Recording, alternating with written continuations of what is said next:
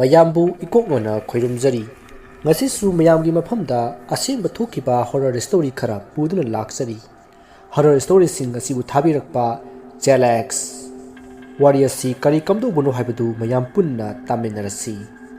ꯃꯌꯥꯝ ꯉꯁꯤꯗꯤ ꯋꯥꯔ ꯋꯨꯜꯐ ꯊꯦꯡꯅꯈꯤꯕꯒꯤ ꯑꯁꯦꯡꯕ ꯋꯥꯔꯤ ꯈꯔ ꯄꯨꯗꯨꯅ ꯂꯥꯛꯆꯔꯤ ꯑꯍꯥꯟꯕ ꯋꯥꯔꯤ ꯑꯁꯤ ꯖꯦꯁꯂꯤꯟ ꯀꯧꯕ ꯅꯨꯄꯥꯃꯆꯥ ꯑꯃꯒꯤ ꯃꯄꯥꯗ ꯊꯣꯛꯈꯤꯕꯅꯤ ꯃꯌꯥꯝ ꯑꯗꯨꯗꯤ ꯋꯥꯔꯤ ꯍꯧꯖꯔꯛꯂꯒꯦ ꯑꯩꯒꯤ ꯃꯤꯡ ꯖꯦꯁꯂꯤꯟ ꯀꯧꯏ ꯉꯁꯤꯗꯤ ꯑꯩꯒꯤ ꯕꯕꯥꯗ ꯊꯣꯛꯈꯤꯕ ꯑꯉꯛꯄ ꯑꯃꯁꯨꯡ ꯑꯀꯤꯕ ꯊꯧꯗꯣꯛ ꯑꯃꯒꯤ ꯃꯔꯝꯗ ꯋꯥꯔꯤ ꯂꯤꯖꯔꯛꯀꯦ ꯊꯧꯗꯣꯛ ꯑꯗꯨꯗ ꯑꯩꯒꯤ ꯕꯕꯥꯅ ꯋꯥꯔꯋꯨꯜꯐ ꯀꯧꯕ ꯁꯥ ꯑꯣꯏ ꯃꯤ ꯑꯣꯏꯅ ꯇꯧꯕ ꯖꯤꯕ ꯑꯁꯤ ꯊꯦꯡꯅꯈꯤ ꯊꯧꯗꯣꯛ ꯑꯁꯤ 2001ꯗ ꯑꯩꯒꯤ ꯕꯕꯥꯗ ꯊꯣꯛꯈꯤꯕꯅꯤ ꯑꯩꯈꯣꯏ ꯕꯕꯥ ꯑꯁꯤ ꯑꯃꯦꯔꯤꯀꯥꯒꯤ ꯑꯣꯍꯤꯑꯣ ꯀꯧꯕ ꯁ꯭ꯇꯦꯠꯀꯤ wild national forest forest ranger ꯑꯣꯏꯅ ꯊꯕꯛ ꯄꯨꯔꯝꯃꯤ ꯑꯣꯍꯤꯑꯣ ꯁ꯭ꯇꯦꯠꯀꯤ ꯋꯥꯏꯜꯗ ꯅꯦꯁꯅꯦꯜ ꯐꯣꯔꯦꯁ ꯑꯁꯤꯒꯤ ꯑꯦꯔꯤꯌꯥ ꯑꯁꯤ 240,101 ꯑꯦꯀꯔꯁ ꯑꯣꯏꯅ ꯁꯟꯗꯣꯛꯈꯤ ꯋꯥꯏꯜꯗ ꯅꯦꯁꯅꯦꯜ ꯐꯣꯔꯦꯁ ꯑꯁꯤ ꯌꯥꯝꯅ ꯆꯥꯎꯕ ꯅꯦꯁꯅꯦꯜ ꯐꯣꯔꯦꯁ ꯑꯃꯅꯤ ꯐꯣꯔꯦꯁ ꯑꯁꯤꯗ ꯒꯨꯍꯥ ꯇꯨꯔꯦꯜ ꯑꯃꯗꯤ ꯑꯆꯧ ꯑꯆꯧꯕ ꯎ ꯀꯌꯥ ꯑꯃꯁꯨ ꯌꯥꯎꯔꯤ ꯑꯃꯁꯨꯡ ꯌꯥꯝꯅꯁꯨ ꯁꯣꯡꯏ ꯁꯨꯛꯏ ꯊꯧꯗꯣꯛ ꯑꯗꯨꯗꯤ ꯑꯁꯨꯝꯅ ꯇꯧꯕꯅꯤ 2001ꯒꯤ ꯑꯣꯛꯇꯣꯕꯔ ꯊꯥꯒꯤ ꯅꯣꯡꯃ ꯑꯍꯤꯡ ꯑꯃꯗ ꯃꯇꯩ ꯃꯅꯥꯎ ꯑꯅꯤꯈꯛꯅ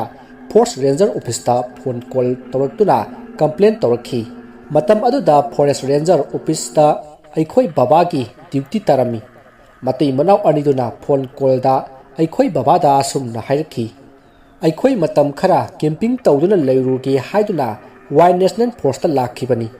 ꯑꯩꯈꯣꯏ RV ꯄꯨꯔꯛꯇꯨꯅ ꯀꯦꯝꯄꯤꯡꯒꯤꯗꯃꯛꯇ ꯂꯥꯛꯈꯤꯕꯅꯤ ꯇꯦꯟ ꯈꯟꯗꯨꯅ ꯂꯩꯕꯒꯤ ꯃꯍꯨꯠꯇ RV ꯃꯅꯨꯡꯗ ꯅꯨꯃꯤꯠꯇꯨꯃ ꯑꯩꯈꯣꯏ ꯂꯩꯔꯝꯃꯤ ꯃꯌꯥꯝ ꯄꯨꯝꯅꯃꯛꯇ RV ꯍꯥꯏꯕꯁꯤ ꯀꯔꯤꯅꯣ ꯍꯥꯏꯕꯗꯣ ꯍꯥꯏꯖꯔꯝꯒꯦ RVꯒꯤ ꯐꯨꯜ ꯐꯣꯔꯝ ꯑꯁꯤ ꯔꯤꯀ꯭ꯔꯦꯁꯟ ꯚꯦꯍꯤꯀꯜ ꯍꯥꯏꯕꯅꯤ RV ꯍꯥꯏꯕꯁꯤ ꯒꯥꯔꯤ ꯃꯈꯜ ꯑꯃꯅꯤ ꯀꯔꯝꯕ ꯃꯈꯜꯒꯤ ꯒꯥꯔꯤꯅꯣ ꯍꯥꯏꯔꯕꯗ ꯃꯅꯨꯡꯗ ꯀꯥ ꯇꯣꯉꯥꯟ ꯇꯣꯉꯥꯟꯅ ꯐꯖꯅ ꯁꯦꯝꯂꯒ ꯊꯝꯂꯕ ꯒꯥꯔꯤ ꯃꯅꯨꯡꯗ ꯆꯥꯐꯝ ꯊꯛꯐꯝ ꯀꯥ ꯇꯨꯝꯐꯝ ꯀꯥ ꯑꯃꯗꯤ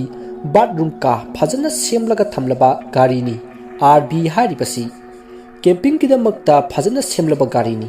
ꯃꯤꯑꯣꯏ ꯑꯌꯥꯝꯕꯗꯤ RVꯗ ꯀꯦꯝꯄꯤꯡ ꯇꯧꯕꯁꯦ ꯌꯥꯝꯅ ꯄꯥꯝꯃꯤ ꯇꯦꯟ ꯈꯜꯂꯒ ꯀꯦꯝꯄꯤꯡ ꯇꯧꯕ ꯍꯥꯏꯕꯁꯤꯗꯤ ꯖꯪꯒꯜꯗ ꯂꯩꯕ ꯇꯝꯊꯤꯔꯕ ꯁꯥꯁꯤꯡꯗꯒꯤ ꯌꯥꯝꯅ ꯈꯨꯗꯣꯡꯊꯤꯅꯤꯡꯉꯥꯏ ꯑꯃꯅꯤ 2001ꯒꯤ ꯑꯣꯛꯇꯣꯕꯔ ꯊꯥꯒꯤ ꯑꯍꯤꯡ ꯑꯃꯗ ꯃꯇꯩ ꯃꯅꯥꯎ ꯑꯃꯅ ꯑꯩꯒꯤ ꯕꯕꯥꯗ ꯀꯝꯄ꯭ꯂꯦꯟ ꯀꯣꯜ ꯇꯧꯔꯛꯈꯤ ꯃꯗꯨꯗꯤ ꯃꯈꯣꯏꯅ ꯅꯨꯃꯤꯗꯥꯡꯒꯤ ꯆꯥꯛ ꯏꯁꯤꯡ ꯆꯥꯕ ꯊꯛꯄ ꯇꯧꯔꯕ ꯃꯇꯨꯡ RV ꯃꯅꯨꯡꯗ ꯇꯨꯝꯗꯨꯅ ꯂꯩꯔꯤꯉꯩꯗ ꯀꯔꯤꯅꯣ ꯈꯪꯗꯕ ꯁꯥ ꯈꯔꯅ ꯃꯄꯥꯟꯂꯣꯝꯗꯒꯤ ꯑꯩꯈꯣꯏꯅ ꯇꯨꯝꯗꯨꯅ ꯂꯩꯔꯤꯕ RVꯒꯤ ꯒꯥꯔꯤ ꯑꯗꯨꯗ ꯀꯔꯤꯒꯨꯝꯕ ꯑꯁꯥꯡꯕ ꯑꯇꯨꯝꯕ ꯈꯨꯖꯤꯟꯅ ꯈꯣꯠꯄꯒꯨꯝꯕ ꯌꯩꯕꯒꯨꯝꯕ ꯃꯄꯥꯟꯂꯣꯝꯗꯒꯤ ꯇꯧꯔꯛꯈꯤ ꯀꯔꯤꯅꯣ ꯈꯪꯗꯕ ꯁꯥꯁꯤꯡ ꯑꯗꯨꯅ RVꯒꯤ ꯒꯥꯔꯤ ꯑꯗꯣ ꯃꯄꯥꯟꯂꯣꯝꯗꯒꯤ ꯅꯣꯝꯂꯛꯄ ꯅꯤꯛꯂꯛꯄ ꯏꯟꯕ ꯆꯤꯡꯕ ꯀꯌꯥ ꯇꯧꯔꯛꯄꯗꯒꯤ RVꯒꯤ ꯒꯥꯔꯤ ꯃꯅꯨꯡꯗ ꯊꯝꯕ ꯄꯣꯠꯆꯩꯁꯤꯡ ꯃꯈꯥꯗ ꯂꯣꯏꯅ ꯇꯥꯔꯛꯈꯤ ꯃꯇꯩ ꯃꯅꯥꯎ ꯑꯅꯤꯗꯨꯅ ꯑꯩꯈꯣꯏꯒꯤ ꯕꯕꯥꯗ ꯑꯁꯨꯝꯅꯁꯨ ꯍꯥꯏꯔꯛꯈꯤ ꯀꯔꯤꯅꯣ ꯈꯪꯗꯕ ꯁꯥꯁꯤꯡ ꯑꯗꯣ ꯃꯄꯥꯡꯒꯜ ꯌꯥꯝꯅ ꯀꯜꯂꯤ ꯃꯈꯣꯏꯒꯤ RVꯒꯤ ꯒꯥꯔꯤ ꯑꯗꯣ ꯅꯣꯝꯅ ꯅꯣꯝꯅ ꯁꯥꯒꯤ ꯉꯪꯕꯗꯧꯅ ꯑꯍꯧꯕ ꯈꯣꯟꯖꯦꯜꯗ ꯉꯪꯂꯛꯏ ꯃꯇꯩ ꯃꯅꯥꯎ ꯑꯗꯨꯒꯤ ꯀꯝꯄ꯭ꯂꯦꯟ ꯑꯗꯨꯗꯒꯤ ꯑꯩꯒꯤ ꯕꯕꯥ ꯑꯗꯣ ꯃꯍꯥꯛꯀ ꯑꯣꯐꯤꯁꯇ ꯊꯕꯛ ꯇꯧꯃꯤꯟꯅꯔꯤꯕ ꯐꯣꯔꯦꯁ ꯔꯦꯟꯖꯔ ꯑꯃꯒ ꯂꯣꯏꯅꯅ ꯃꯇꯩ ꯃꯅꯥꯎ ꯑꯅꯤꯗꯨꯅ ꯂꯩꯔꯤꯕ ꯂꯣꯀꯦꯁꯟ ꯑꯗꯨ ꯇꯝꯅ ꯂꯥꯛꯈꯤ ꯑꯩꯒꯤ ꯕꯕꯥꯅ ꯂꯣꯀꯦꯁꯟ ꯑꯗꯨꯗ ꯌꯧꯔꯕ ꯃꯇꯝꯗ ꯑꯩꯒꯤ ꯕꯕꯥꯅ ꯎꯈꯤ ꯃꯗꯨꯗꯤ RVꯒꯤ ꯃꯅꯨꯡꯗ ꯌꯥꯎꯔꯤꯕ ꯄꯣꯠꯆꯩꯁꯤꯡ ꯑꯗꯣ ꯏꯆꯥꯏ ꯆꯥꯏꯗꯨꯅ ꯇꯥꯗꯨꯅ ꯂꯩꯔꯝꯃꯤ ꯃꯗꯨ ꯎꯕꯗ ꯑꯩꯒꯤ ꯕꯕꯥꯅ ꯃꯇꯩ ꯃꯅꯥꯎ ꯑꯅꯤ ꯑꯗꯨꯗ ꯍꯥꯏꯔꯝꯃꯤ ꯅꯈꯣꯏ ꯑꯅꯤ ꯀꯔꯤꯃꯠꯇ ꯅꯨꯡꯁꯥ ꯊꯤꯒꯅꯨ ꯄꯥꯈꯠꯀꯅꯨ ꯑꯩꯈꯣꯏ ꯃꯐꯝ ꯑꯁꯤꯒꯤ ꯑꯀꯣꯏꯕꯗ ꯊꯤꯖꯤꯟ ꯍꯨꯝꯖꯤꯟ ꯇꯧꯗꯨꯅ ꯌꯦꯡꯒꯦ ꯊꯦꯡꯂꯕ ꯑꯍꯤꯡꯁꯤꯗ ꯀꯅꯥ ꯀꯅꯥꯅꯣ ꯅꯈꯣꯏ ꯑꯅꯤꯗ ꯀꯤꯍꯜꯂꯤꯕꯁꯤꯕꯣ ꯋꯥꯍꯩ ꯈꯔꯁꯤꯡ ꯑꯁꯤ ꯍꯥꯏꯔꯝꯂꯒ ꯑꯩꯒꯤ ꯕꯕꯥ ꯑꯗꯣ ꯃꯥꯒ ꯂꯥꯛꯃꯤꯟꯅꯔꯤꯕ ꯐꯣꯔꯦꯁ ꯔꯦꯟꯖꯔ ꯑꯗꯨꯒ ꯃꯥꯒꯤ ꯇꯣꯔꯆ ꯂꯥꯏꯠ ꯑꯗꯨ ꯀꯥꯞꯇꯨꯅ ꯖꯪꯒꯜꯒꯤ ꯃꯅꯨꯡ ꯆꯪꯁꯤꯟꯕ ꯃꯐꯝ ꯑꯃꯗ ꯂꯥꯛꯑꯝꯃꯤ ꯂꯝꯕꯤꯗ ꯆꯠꯅ ꯆꯠꯅ ꯑꯩꯒꯤ ꯕꯕꯥ ꯑꯃꯗꯤ ꯑꯇꯣꯞꯄ ꯐꯣꯔꯦꯁ ꯔꯦꯟꯖꯔ ꯑꯗꯨꯒ ꯑꯁꯨꯝꯅ ꯋꯥꯔꯤ ꯁꯥꯟꯅꯔꯝꯃꯤ ꯑꯇꯣꯞꯄ ꯐꯣꯔꯦꯁ ꯔꯦꯟꯖꯔ ꯑꯗꯨꯅ ꯑꯩꯒꯤ ꯕꯕꯥꯗ ꯑꯁꯨꯝꯅ ꯍꯥꯏꯔꯛꯏ ꯇꯧꯔꯤꯕ ꯄꯨꯝꯕ ꯑꯁꯤ ꯆꯍꯤ 10 ꯂꯣꯝꯒꯤ ꯉꯥꯎꯁꯤꯟꯅꯕ ꯅꯨꯄꯥ ꯃꯆꯥꯁꯤꯡꯅ ꯑꯣꯏꯔꯝꯗꯧꯕ ꯃꯥꯜꯂꯤ ꯃꯈꯣꯏꯅ ꯅꯦꯁꯅꯦꯜ ꯄꯥꯔꯛ ꯑꯁꯤꯗ ꯀꯦꯝꯄꯤꯡ ꯇꯧꯕ ꯂꯥꯛꯄ ꯃꯤꯑꯣꯏꯁꯤꯡꯕꯨ ꯀꯤꯍꯟꯗꯨꯅ ꯄ꯭ꯔꯦꯡ ꯇꯧꯕ ꯁꯣꯏꯗꯅ ꯑꯣꯏꯔꯝꯒꯅꯤ ꯍꯥꯏꯅ ꯑꯩꯒꯤ ꯕꯕꯥ ꯑꯃꯗꯤ ꯐꯣꯔꯦꯁ ꯔꯦꯟꯖꯔ ꯑꯗꯨꯒ ꯋꯥꯔꯤ ꯁꯥꯟꯅ ꯂꯝꯕꯤꯗ ꯑꯁꯨꯝ ꯆꯠꯂꯝꯃꯤ ꯋꯥꯔꯤ ꯁꯥꯟꯅ ꯑꯩꯒꯤ ꯕꯕꯥ ꯑꯃꯗꯤ ꯑꯇꯣꯞꯄ ꯐꯣꯔꯦꯁ ꯔꯦꯟꯖꯔ ꯑꯗꯨ ꯖꯪꯒꯜꯒꯤ ꯃꯅꯨꯡ ꯍꯟꯖꯤꯟꯕ ꯃꯐꯝ ꯑꯃꯗ ꯌꯧꯔꯛꯂꯝꯃꯤ जंगल की मनु हंजिनबा मफम मतो जौरकपदा जंगल मनुंगदा खोंगलंबा काउजेंग हारौना चिंगबकी मखोल अतो लेपख्रे ताखिद्रे चेक मोक लाउखिद्रे इचिक चिख्रे मतम अदुता जंगल मनुंगदा करिगुंबा जीव लेबकी खुदम सांगदम अमत्ता फंखिद्रे इचिक चिख्रे करिगुंबा मखोल अमत्ता ताखिद्रे मसिदगी बाबागा लामिनबा अतोपा रेंजर अदो मफम अमदा लेपतुना लेख्रे अदुगा जंगल की यामना मम्बा सरुक अमता ममित अदो कुप्तना यामना मुन्ना यिंगलमी मरुदाई बाबाना महागा लामिनरिबा फॉरेस्ट रेंजर अदुना जंगल की अमम्बा सरुक अमता ममित कुप्तना मुन्ना यिंगबा अदुदा खंगलमी मदुदी महागा लामिनरिबा फॉरेस्ट रेंजर अदुना करिगुंबा पोसक खरा अमम्बा जंगल की सरुक अदुदा उरमलगनी हाइबसी खंगलमी मरुदा बाबाना फॉरेस्ट रेंजर अदुदा हंगलमी करी तौरे नमित कुप्तना मफम मसिदा यिंगलिबदी करी उरबगे मरुदा फॉरेस्ट रेंजर अदुना जंगल की अमम्बा सरुक अमता मखुत थिल्लगा बाबादा असुमना हाइरखी मफम अस्वाइदा करीनोम लेरे बाबाना मागा लामिनरिबा फॉरेस्ट रेंजर अदुगी वा अदु ताबदा असुमना खलमी मदुदी मफम अस्वाइदा मागा लामिनरिबा फॉरेस्ट रेंजर अदुना करीगुंबा सा खरा उरमगनी हाइबसी खलमी बाबा अदो मिकुपना हुमसिंगना मागा लामिनरिबा फॉरेस्ट रेंजर अदुना जेंगलिबा माइकई अदोमदा जेंगलमी खंगहौदना मखोइना जेंगलिबा जंगल की अमम्बा सरुक अदुदगी करिगुंबा सा खरना ngंगबुगी मखोल अहुबा खोंजल तरकलमी सा ngंगबुगी मखोल अदु ताबदा अखोइ बाबा होइदो यामना किरमी अमसुंग पाखलमी मसिदगी बाबा अमती फॉरेस्ट रेंजर अदुना मखोइना पायरकलिबा टॉर्च लाइट अदो करिनु खंगतबा साना ngंगलकपा जंगल की अमम्बा माइकई अदोमदा कापसिलमी मरुदा मखोइना टॉर्च लाइट की मंगालदा उरमी मदुदी यामना चावरबा लम्हुई कया कया मखोइदा मुन्ना जेंदुना ngंगदुना लेरमी मखोंग मरिना लेपलबा फावबदा अचौ अचौपा लम्हुई सिंगी अवांगबदो फुट मंगादगिना हेना वांगी अचौ अचौपा लम्हुई सिंग अदु उबदा बाबा अमती मागा लामिनबा फॉरेस्ट रेंजर अदो मखोइ अनि अदु ngakpada loiri करिगी ngakलिबनो हाइरगदी मखोइगी पुंसिदा असुक चावबा लम्हुइदी अमुक फावबु उखिद्री मरम मसिननी अचौबा लम्हुइ सिंग अदो उबदा बाबा अमती मागा लामिनबा फॉरेस्ट रेंजर अदुना मखोइना पायरकपा नोंमै सिंग अदो सतोकनरई आइगी बाबा अमती फॉरेस्ट रेंजर अनि अदुना यामना मिकुपना हुमसिंगना अचौबा लम्हुइ सिंग अदुदा मिटकुपतना मिकुप अमा चोइदना यिंगलमी मदुदगी ngahak लेरगा करिगुंबा थौदोक अमा थोरई मदुदी थौदोक अदो आइगी बाबा अमदी मागा लामिनबा फॉरेस्ट रेंजर मखोइ अनिना अदुमना ओइरकनी हाइना सुखन खल्लुदबनी थौदोक अदुदी बाबाना अचौबा लम्हुइ अदुदा यिंगलेंगै मतम अदुदा बाबागी हेक मिमांग मक्तदा अचौबा लम्हुइ अदो मखोंग मरिना लेरंबदगी मखोंग अनिदा ओइना लेपखलई अचौबा लम्हुइ अदुगी अवांगबदु फुट 3 तगी हेना वांगलमगनी अचौबा लम्हुइ अदुगी मसा अदु येंबदा बॉडी बिल्डर दौना मसा यामना फै अचौबा लम्हुइ अदुगी मखुत अदु मियोइबगी मखुत तौना खुसा मंगा पाली अदुबु खुसा सिंग अदुदा चावरा चावरबा तुमलबा खुजिन कया पाली अचौबा लम्हुइ अदुगी ममित अदो बायोलेट मचुदा यामना लंगट्रिक लंगी अचौबा लम्हुइ अदो येंबदी यामना कीबा फावरमी मसिदगी बाबाना अचौबा लम्हुइ सिंग अदुगी मरकता अचौबा लम्हुइ अमदा नोंमैना कापलुबदा लम्हुइ अचौबा मयाम अमा अमम्बा जंगल की सरुक छिंदगी थुलखी अचौबा लम्हुइ मयाम अमा थोरकपदु उरुबदगी बाबा अमदी मागा लामिनबा फॉरेस्ट रेंजर मखोइ अनि कीबना लोइरे मखोइ अनिना खलमी मदुदी असुक जाम्बा अचौबा लम्हुइ सिंग असि अखोइ अनिना पारिबा नोंमै असिनदी हाटपा हाइबदुदी ओइथोक्तबनी मसिदगी बाबाना यामना खोंजल तपथना मागा लामिनरिबा फॉरेस्ट रेंजर अदुदा हाइरमी अखोइ यामना थुना मफम मसि थादोक्तुना चत्तबा याररोइ मसिदगी बाबा अमदी फॉरेस्ट रेंजर मखोइ अनि अचौबा लम्हुइ सिंग अदुदा येंगना तपना तुंगदा हल्ली बाबा अमदी फॉरेस्ट रेंजर अनि अदुना तपना तुंगदा हनबा अदुदा अचौबा लम्हुइ सिंग अदुसु खोंजल हौना ngangduna बाबा अमदी फॉरेस्ट रेंजर अनि अदुगी माइकई तमना तपना मखोंग थांजिल्लई मदु उबदा बाबा अदो वखल अमा तौरखी मदुदी अचौबा लम्हुइ सिंग अदुना मखोइ अनिबु इराइ लाइना थादोरक्लोरोइ हाइबसिनी मसिदगी बाबाना मागे नोंमै अदो अतिया मथक्ता ओंथुक्तुना ब्लेम फायर अनिरक तौरमी ꯅꯣꯡꯃꯩꯒꯤ ꯑꯍꯧꯕ ꯃꯈꯣꯜ ꯑꯗꯨ ꯇꯥꯕꯗ ꯑꯆꯧꯕ ꯂꯝꯍꯨꯏꯁꯤꯡ ꯑꯗꯣ ꯃꯅꯤꯡꯂꯣꯝꯗ ꯈꯣꯡꯊꯥꯡ ꯑꯅꯤꯔꯛ ꯑꯍꯨꯝꯂꯛ ꯍꯜꯂꯝꯃꯤ꯫ ꯃꯁꯤꯗꯒꯤ ꯕꯕꯥ ꯑꯃꯗꯤ ꯐꯣꯔꯦꯁꯠ ꯔꯦꯟꯖꯔ ꯃꯈꯣꯏ ꯑꯅꯤ ꯃꯐꯝ ꯑꯗꯨ ꯊꯥꯗꯣꯛꯇꯨꯅ ꯀꯟꯅ ꯆꯦꯟꯊꯣꯔꯛꯈꯤ꯫ ꯃꯁꯤꯗꯒꯤ ꯕꯕꯥ ꯑꯃꯗꯤ ꯐꯣꯔꯦꯁꯠ ꯔꯦꯟꯖꯔ ꯃꯈꯣꯏ ꯑꯅꯤ RV ꯄꯨꯔꯛꯇꯨꯅ ꯀꯦꯝꯄꯤꯡꯒꯤꯗꯃꯛꯇ ꯂꯩꯈꯤꯕ ꯃꯇꯩ ꯃꯅꯥꯎ ꯑꯅꯤ ꯑꯗꯨꯒꯤ ꯃꯅꯥꯛ ꯇꯝꯅ ꯂꯥꯛꯂꯝꯃꯤ꯫ ꯕꯕꯥꯅ ꯃꯇꯩ ꯃꯅꯥꯎ ꯑꯅꯤ ꯑꯗꯨꯗ ꯍꯥꯏꯔꯝꯃꯤ ꯃꯗꯨꯗꯤ ꯑꯩꯈꯣꯏ ꯃꯐꯝ ꯑꯁꯤ ꯊꯥꯗꯣꯛꯇꯨꯅ ꯑꯇꯣꯞꯄ ꯃꯐꯝ ꯑꯃꯗ ꯆꯠꯂꯁꯤ, ꯃꯐꯝ ꯑꯁꯤ ꯌꯥꯝꯅ ꯈꯨꯗꯣꯡꯊꯤꯅꯤꯡꯉꯥꯏ ꯑꯣꯏ꯫ ꯃꯗꯨꯗ ꯃꯇꯩ ꯃꯅꯥꯎ ꯑꯅꯤꯗꯨꯅ ꯕꯕꯥꯗ ꯍꯪꯂꯝꯃꯤ, ꯀꯔꯝꯕ ꯄꯣꯠꯁꯛꯅꯣ ꯑꯩꯈꯣꯏꯗ ꯈꯨꯗꯣꯡꯊꯤꯅꯤꯡꯉꯥꯏ ꯑꯣꯏꯍꯜꯂꯤꯕꯁꯦ? ꯋꯥꯗꯨ ꯐꯖꯅ ꯁꯦꯡꯅ ꯍꯥꯏꯕꯤꯌꯨ ꯍꯥꯏꯅ ꯍꯪꯂꯛꯂꯝꯃꯤ꯫ ꯃꯇꯩ ꯃꯅꯥꯎ ꯑꯅꯤ ꯑꯗꯨꯅ ꯍꯪꯂꯤꯕ ꯋꯥꯍꯪ ꯑꯗꯨꯒꯤ ꯄꯥꯎꯈꯨꯝ ꯕꯕꯥꯅ ꯄꯤꯔꯝꯗꯦ꯫ ꯕꯕꯥ ꯑꯃꯗꯤ ꯐꯣꯔꯦꯁꯠ ꯔꯦꯟꯖꯔ ꯃꯈꯣꯏ ꯑꯅꯤꯅ ꯃꯇꯩ ꯃꯅꯥꯎ ꯑꯅꯤ ꯑꯗꯨꯕु ꯃꯈꯣꯏꯒꯤ ꯐꯣꯔꯦꯁꯠ ꯔꯦꯟꯖꯔ ꯑꯣꯐꯤꯁ ꯇꯝꯅ ꯄꯣꯔꯛꯈꯤ꯫ ꯕꯕꯥꯅ ꯃꯇꯩ ꯃꯅꯥꯎ ꯑꯅꯤ ꯑꯗꯨ ꯑꯍꯤꯡ ꯑꯗꯨꯃ ꯐꯣꯔꯦꯁꯠ ꯔꯦꯟꯖꯔ ꯑꯣꯐꯤꯁꯇ ꯂꯩꯍꯟꯈꯤ, ꯑꯗꯨꯒ ꯅꯣꯡꯉꯥꯜꯂꯕ ꯃꯇꯨꯡꯗ ꯃꯇꯩ ꯃꯅꯥꯎ ꯑꯅꯤ ꯑꯗꯨ ꯃꯌꯨꯝꯗ ꯇꯦꯛꯇ ꯀꯥꯏꯗꯅ ꯍꯜꯍꯟꯈꯤ꯫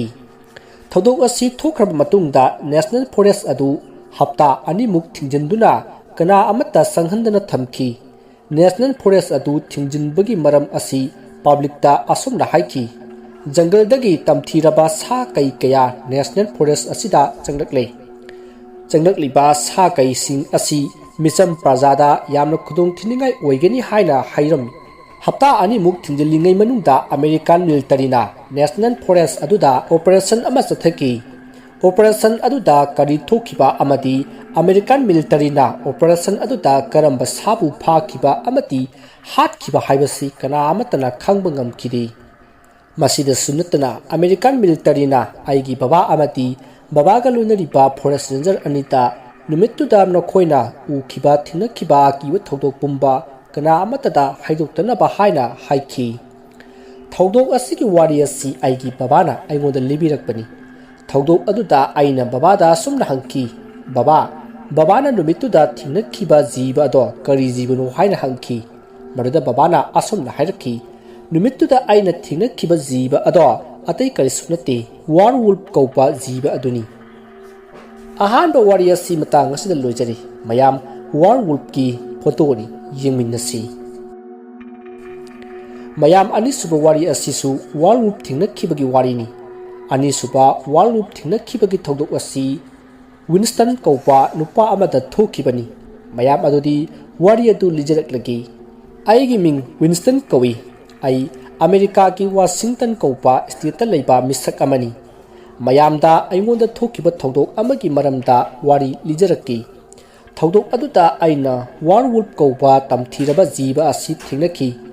ꯊꯧꯗꯣꯛ ꯑꯁꯤ ꯉꯁꯤꯗꯒꯤ ꯆꯍꯤ ꯑꯃꯃꯨꯛꯀꯤ ꯃꯃꯥꯡꯗ ꯑꯩꯉꯣꯟꯗ ꯊꯣꯛꯈꯤꯕ ꯊꯧꯗꯣꯛꯅꯤ꯫ ꯉꯁꯤꯗꯒꯤ ꯆꯍꯤ ꯑꯃꯃꯨꯛꯀꯤ ꯃꯃꯥꯡꯗ ꯑꯩꯒꯤ ꯏꯄꯣꯛ ꯅꯨꯃꯤꯠ ꯇꯥꯗꯨꯅ ꯑꯩꯒꯤ ꯕꯥꯔꯊꯗꯦ ꯇꯧꯔꯝꯃꯤ꯫ ꯃꯗꯨꯗ ꯑꯩ ꯏꯁꯥꯒꯤ ꯆꯍꯤ 19 ꯆꯪꯂꯛꯈꯤ꯫ ꯅꯨꯃꯤꯠꯇꯨꯗ ꯑꯩꯅ ꯈꯜꯂꯛꯈꯤ ꯃꯗꯨꯗꯤ ꯑꯩꯒꯤ ꯃꯔꯨꯞꯁꯤꯡꯒ ꯂꯣꯏꯅꯗꯨꯅ ꯑꯩꯒꯤ ꯕꯥꯔꯊꯗꯦ ꯁꯦꯂꯦꯕ꯭ꯔꯦꯁꯟ ꯑꯁꯤ ꯀꯦꯝꯄꯤꯡ ꯇꯧꯗꯨꯅ ꯄꯥꯡꯊꯣꯛꯄ ꯄꯥꯝꯈꯤ꯫ ꯑꯩ ꯑꯃꯗꯤ ꯑꯩꯒꯤ ꯃꯔꯨꯞꯁꯤꯡ ꯑꯁꯤ ꯀꯦꯝꯄꯤꯡ ꯇꯧꯕ ꯄꯥꯝꯖꯕ ꯉꯥꯛꯇꯅꯤ꯫ ꯕꯥꯔꯊꯗꯦ ꯅꯨꯃꯤꯠꯇꯨꯗ ꯑꯩꯒ ꯏꯃꯥꯟꯅꯕ 3 ꯑꯃꯒ ꯂꯣꯏꯅꯅ ꯋꯥꯁꯤꯡꯇꯟ ꯁ꯭ꯇꯦꯠꯇ ꯂꯩꯕ ꯒꯤꯐꯣꯔꯠ ꯄꯤꯟꯆꯣꯠ ꯀꯧꯕ ꯅꯦꯁꯅꯦꯜ ꯐꯣꯔꯦꯁꯠ ꯑꯃꯗ ꯀꯦꯝꯄꯤꯡ ꯇꯧꯅꯕꯒꯤꯗꯃꯛꯇ ꯂꯥꯛꯈꯤ꯫ ꯑꯩꯈꯣꯏ ꯄꯨꯝꯕ ꯅꯨꯃꯤꯗꯥꯡ ꯌꯥꯆꯪꯂꯛꯄꯒꯤ ꯄꯨꯡ 5 ꯇꯥꯔꯛꯄ ꯑꯗꯨꯋꯥꯏꯗ ꯅꯦꯁꯅꯦꯜ ꯐꯣꯔꯦꯁꯠ ꯑꯗꯨꯗ ꯊꯨꯡꯈꯤ꯫ ꯑꯩꯈꯣꯏ ꯄꯨꯝꯕ ꯖꯪꯒꯜꯒꯤ ꯃꯅꯨꯡ ꯍꯟꯖꯤꯟꯕ ꯃꯐꯝ ꯑꯃꯗ ꯀꯦꯝꯄꯤꯡ ꯇꯧꯅꯕꯒꯤꯗꯃꯛꯇ ꯇꯦꯟꯠ ꯈꯟꯈꯤ꯫ ꯑꯩꯈꯣꯏꯅ ꯖꯪꯒꯜꯒꯤ ꯃꯅꯨꯡ ꯍꯟꯖꯤꯟꯕ ꯃꯐꯝ ꯑꯃꯗ ꯇꯦꯟꯠ ꯈꯜꯂꯤꯕꯒꯤ ꯃꯔꯝꯗꯤ ꯑꯩꯈꯣꯏ ꯄꯨꯝꯕ ꯅꯤꯡꯊꯤꯖꯅ ꯄꯥꯔꯇꯤ ꯇꯧꯕ ꯌꯥꯅꯅꯕ ꯑꯃꯗꯤ ꯑꯇꯣꯞꯄ ꯀꯅꯥ ꯑꯃꯠꯇꯅ ꯑꯩꯈꯣꯏꯗ ꯑꯌꯦꯠꯄ ꯄꯤꯔꯛꯇꯅꯕꯅꯤ꯫ ꯅꯨꯃꯤꯗꯥꯡ ꯌꯥꯆꯪꯂꯛꯄ ꯑꯗꯨꯋꯥꯏꯗ ꯑꯩꯈꯣꯏ ꯃꯔꯤ ꯀꯦꯝꯄꯤꯡ ꯇꯧꯁꯤ ꯍꯥꯏꯕ ꯖꯒꯥ ꯑꯗꯨꯗ ꯀꯦꯝꯄꯤꯡ ꯇꯧꯅꯕꯒꯤꯗꯃꯛꯇ ꯇꯦꯟꯠ ꯈꯜꯂꯝꯃꯤ꯫ ꯃꯗꯨꯗ ꯅꯨꯃꯤꯠ ꯑꯗꯣ ꯇꯞꯅ ꯇꯞꯅ ꯇꯥꯁꯤꯜꯂꯛꯇꯨꯅ ꯖꯪꯒꯜ ꯑꯗꯣ ꯅꯨꯃꯤꯗꯥꯡ ꯑꯣꯏꯔꯛꯄꯒꯤ ꯇꯞꯅ ꯇꯞꯅ ꯑꯁꯨꯝ ꯃꯝꯁꯤꯜꯂꯛꯂꯝꯃꯤ꯫ ꯅꯨꯃꯤꯗꯥꯡ ꯇꯥꯗ꯭ꯔꯤꯉꯩ ꯃꯃꯥꯡꯗ ꯑꯩꯈꯣꯏ ꯃꯔꯤꯅ ꯇꯦꯟꯠ ꯈꯟꯕ ꯑꯗꯣ ꯂꯣꯏꯁꯤꯜꯂꯝꯃꯤ꯫ ꯑꯩꯈꯣꯏꯅ ꯀꯦꯝꯞ ꯑꯗꯨꯗ ꯏꯔꯥꯞ ꯂꯥꯞꯇꯅ ꯖꯪꯒꯜꯒꯤ ꯃꯅꯨꯡꯗꯒꯤ ꯑꯀꯪꯕ ꯎꯁꯤꯡ ꯃꯌꯥꯝ ꯑꯃ ꯊꯤꯔꯨꯗꯨꯅ ꯄꯩꯔꯒ ꯀꯦꯝꯞ ꯑꯗꯨꯗꯒꯤ ꯏꯔꯥꯞ ꯂꯥꯞꯇꯅ ꯃꯅꯥꯛ ꯅꯛꯄ ꯃꯐꯝ ꯑꯃꯗ ꯎꯁꯤꯡ ꯑꯗꯣ ꯊꯝꯗꯨꯅ ꯃꯩ ꯊꯥꯗꯨꯅ ꯀꯦꯝꯞ ꯐꯥꯌꯔ ꯇꯧꯔꯝꯃꯤ꯫ ꯀꯦꯝꯞ ꯁꯥꯕ ꯂꯣꯏꯔꯕ ꯃꯇꯨꯡꯗ ꯑꯩꯈꯣꯏ ꯃꯔꯤ ꯄꯥꯔꯇꯤ ꯇꯧꯕ ꯑꯗꯣ ꯍꯧꯔꯝꯃꯤ꯫ ꯑꯩꯈꯣꯏ ꯃꯔꯤꯅ ꯕꯤꯌꯔ ꯕꯣꯇꯜ ꯃꯌꯥꯝ ꯑꯃ ꯄꯨꯊꯣꯔꯛꯂꯝꯃꯤ꯫ ꯑꯗꯨꯒ ꯏꯃꯥꯟꯅꯕ 3 ꯑꯗꯨꯒꯤ ꯃꯅꯨꯡꯗ ꯏꯃꯥꯟꯅꯕ ꯑꯃꯗꯤ ꯒꯤꯇꯔ ꯑꯃꯁꯨ ꯄꯣꯔꯛꯂꯝꯃꯤ꯫ imanaba aduna gitar khonglami amati lemhoriba aikhoi ahumna kem phiar manakta phamduna beer bottle sing ado thaktuna imanaba aduna khongliba gitar makhol ado tarami aikhoi pumpa yamna harawrami amati mafam aduta camping tawbada aikhoi mari yamna nungairami aikhoi mari party tawna numidangi pung tara takhiba khanghaudrei aigi imanaba ahum adugi manungdagi imanaba ama mapan thokningi haiduna kem adugi manakta leiba u khara hawba mafam amada satkhi imanaba aduna mafam adomda satpa ubada lemhoriba aikhoi ahumna imanaba aduda asumna hanglami kari tawre kadai chalibano marude imanaba aduna asumna hairki ai kari chu chaloi asai mafam sida mapan thuluge aduga lake mase haram laga imanaba ado kem ki manakta leiba u khara hawba mafam adomda changkhre masidagi aikhoi lemhoriba ahum ado gitar khongduna isai sakpa amuk hore imanaba aduna mapan thokpa u khara hawga mafam adomda changkhibadu minute manga mu phadri imanaba aduna ahawba khonjal da lakhallakpado aikhoi ahumna tarami aikhoi ahumna imanaba aduna mapan thokani haina chatkhiba u khara hawga mafam adomda yenglupa matamda imanaba ado aikhoi tamna khonglei thuna chensil lakhi imanaba ado kithi kirum tawrami imanaba adugi kithi kirum tawpa mawung aduta aikhoi ahumna imanaba aduta kari tawre kari giru nangna suyamna kithi kirum tawbugi mawungda tawriba sibo haina hangi maruda imanaba aduna asumna aikhoi ahumda hairki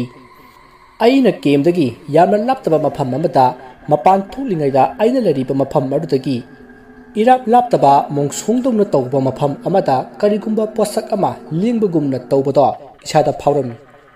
numidangi yamna mambana maram waraga posak ado karino haibadudi singna udabana khangbati ngamdri maduda imanaba aduna khallibana apikpa sa thiba khairoi gumba oiramgani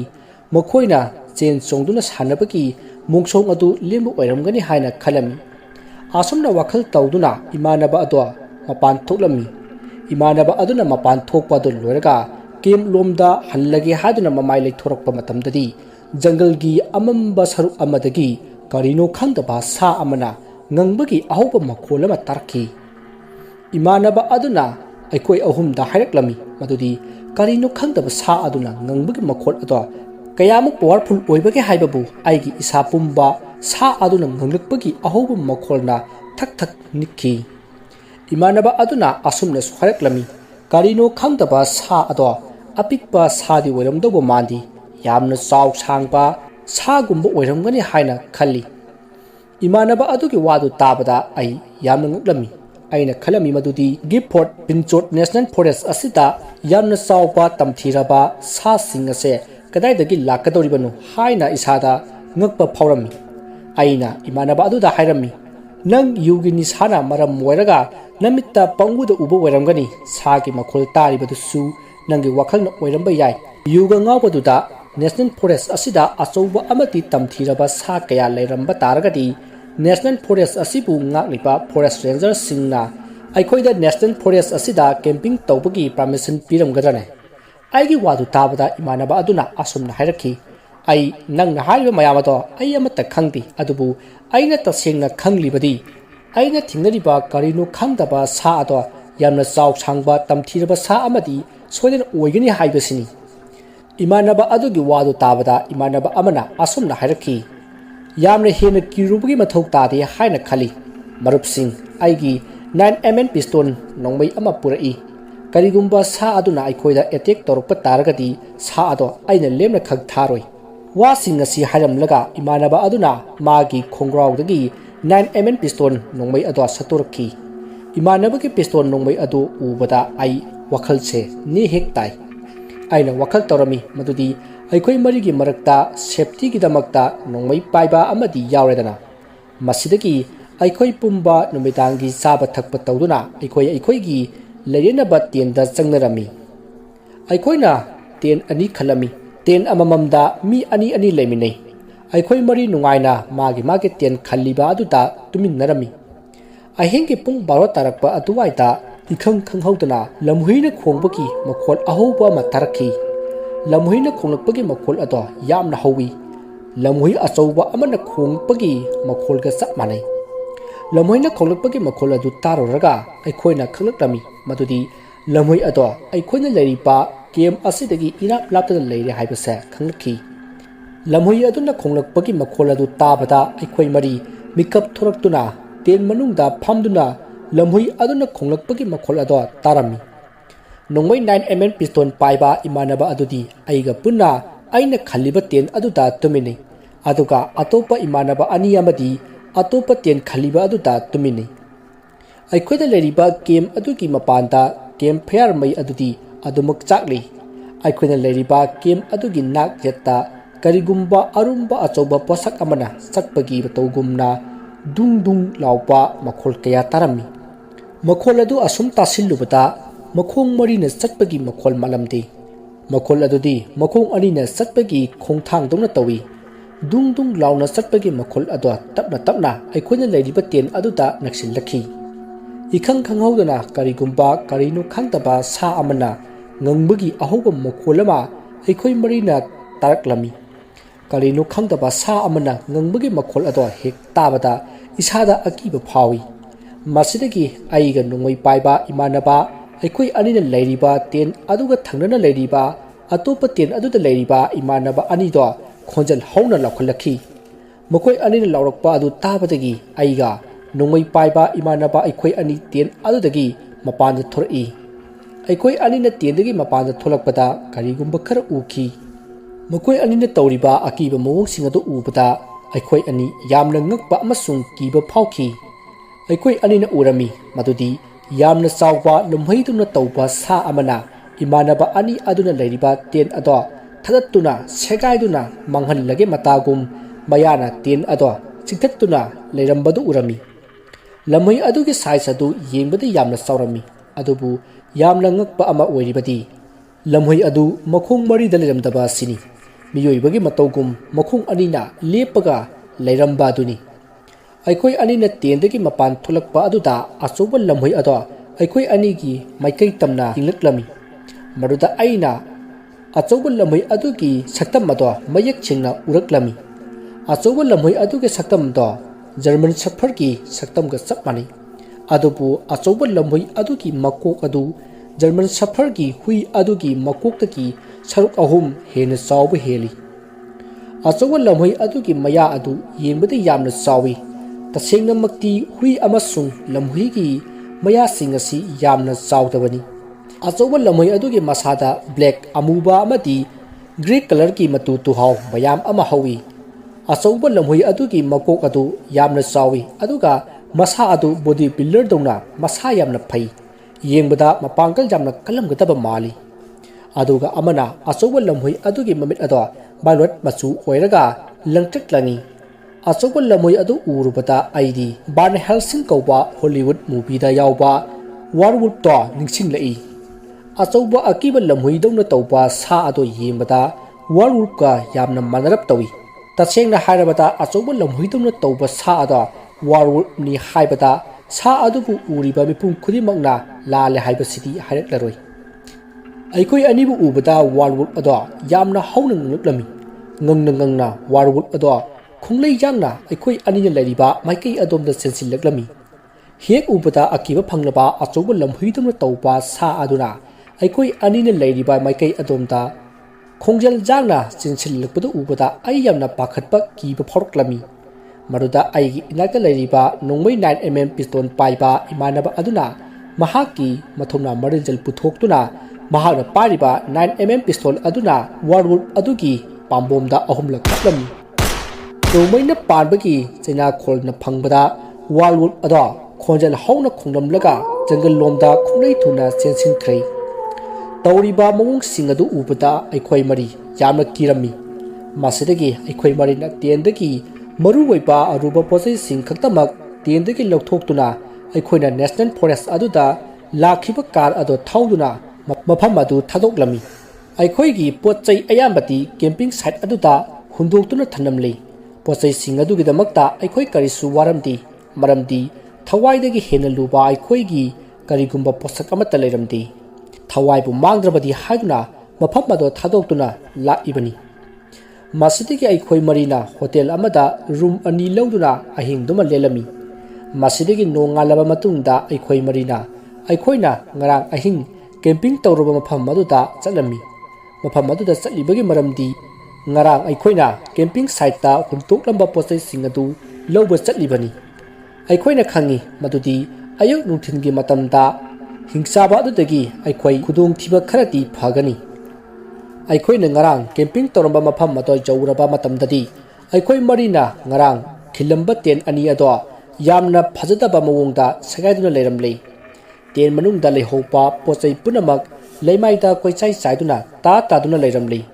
tawriba mawong ado kanagumba amana aikhoida yamna saungingbadagi aikhoigi ten amati pochai sing ado manghan takhanbagi mawonggumbani masiki matung aikhoi mari aikhoigi yumda halakhi thogdok asi thokraba matungda miyoi kya marumda thogdok asigi maramda aikhoina wari lirami adubu kana amatanati aikhoina liribu wari singado thajaramdi ahanbadadi aisu paranormal amati supernatural oipa pasak singda thajaramdi haujikti ai tasengna khangle madudi jungle singda aikhoi miyoi bana khangba ngamdaba miyoi bada gyan kaya laitaba pasak kaya marum amal leiri haibasi ngasidi ai tasengna khangle ani suba warriorsi matang ngasida loijari ahum suba warriorsi su warwolf thingnakhibagi asengba amasung akiwa thogdok amagi warini thogdok asi America gi Mexican rise gi Bentigonti kaupa mafam amada thokibani thogdok asibu hakthingna mayo nariba misak aduna warwolf gi khongun mami ama leimaida taramba ubodagi camera da photo kapki warrior si liba lorba matungda thogdok asibu hakthingna mayo nariba misak aduna kapkiba warwolf gi khongun mami gi photo ado uchagi ahan bata misak aduna warwolf thingnakhibagi wari adu hana lijaraki taminasi thogdok asi 2007 gi June thagi saraba kalen thagi matamda thokibani America gi Mexican rise gi Bentigonti kaupa mafam adugi soroki lambi amada numidangi pung 13 tarakpa adwaita nupa ama gari throklami lambi ge nak yetu yengbada lamhang ngaktani aduga maikai marimak ichik chi karigumba makhalgi makhol amata taramti mahak aduna car thogna sum lakpana misak aduna laptakna lambi gi nakalda leiba karino khangdaba posak amata asum jinglurei misak aduna phajana yingluba matamdadi uraklami lambi gi nakalda achoupa lamhuiduna tawba ama leptuna leibado achouba lamhoi adu urupata car thogna lakpa misak ado yamna nguklami ngaklibagi maramdi misak aduna mahaki punsida asuk chawba lamhoidi mana pokpadagi amuk phawba uraktri maram masinani masidagi car thokliba misak aduna achouba lamhoi ado phajana unabagi damakta car ge speed ado taptharami car ge speed adu asum taptharaga thorakpana misak aduna mahaki car ado achouba lamhoi aduna leiriba mafam arudagi 20 feet muk lapmana khami masidagi car ge headlight ki mangal ado achouba lamhoi aduda thanjillaklami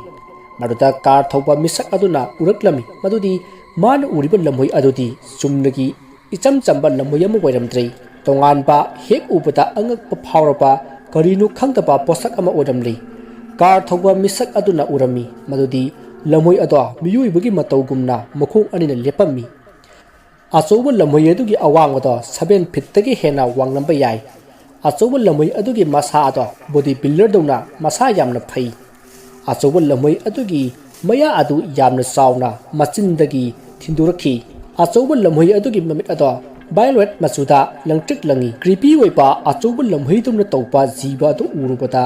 car thopa misak aduna khanglakhi madudi mana ngase thinariba yamna ngakpa creepy oiba jiba se atai kana sonate warwolf kauba jiba aduni haibasi khanglakhi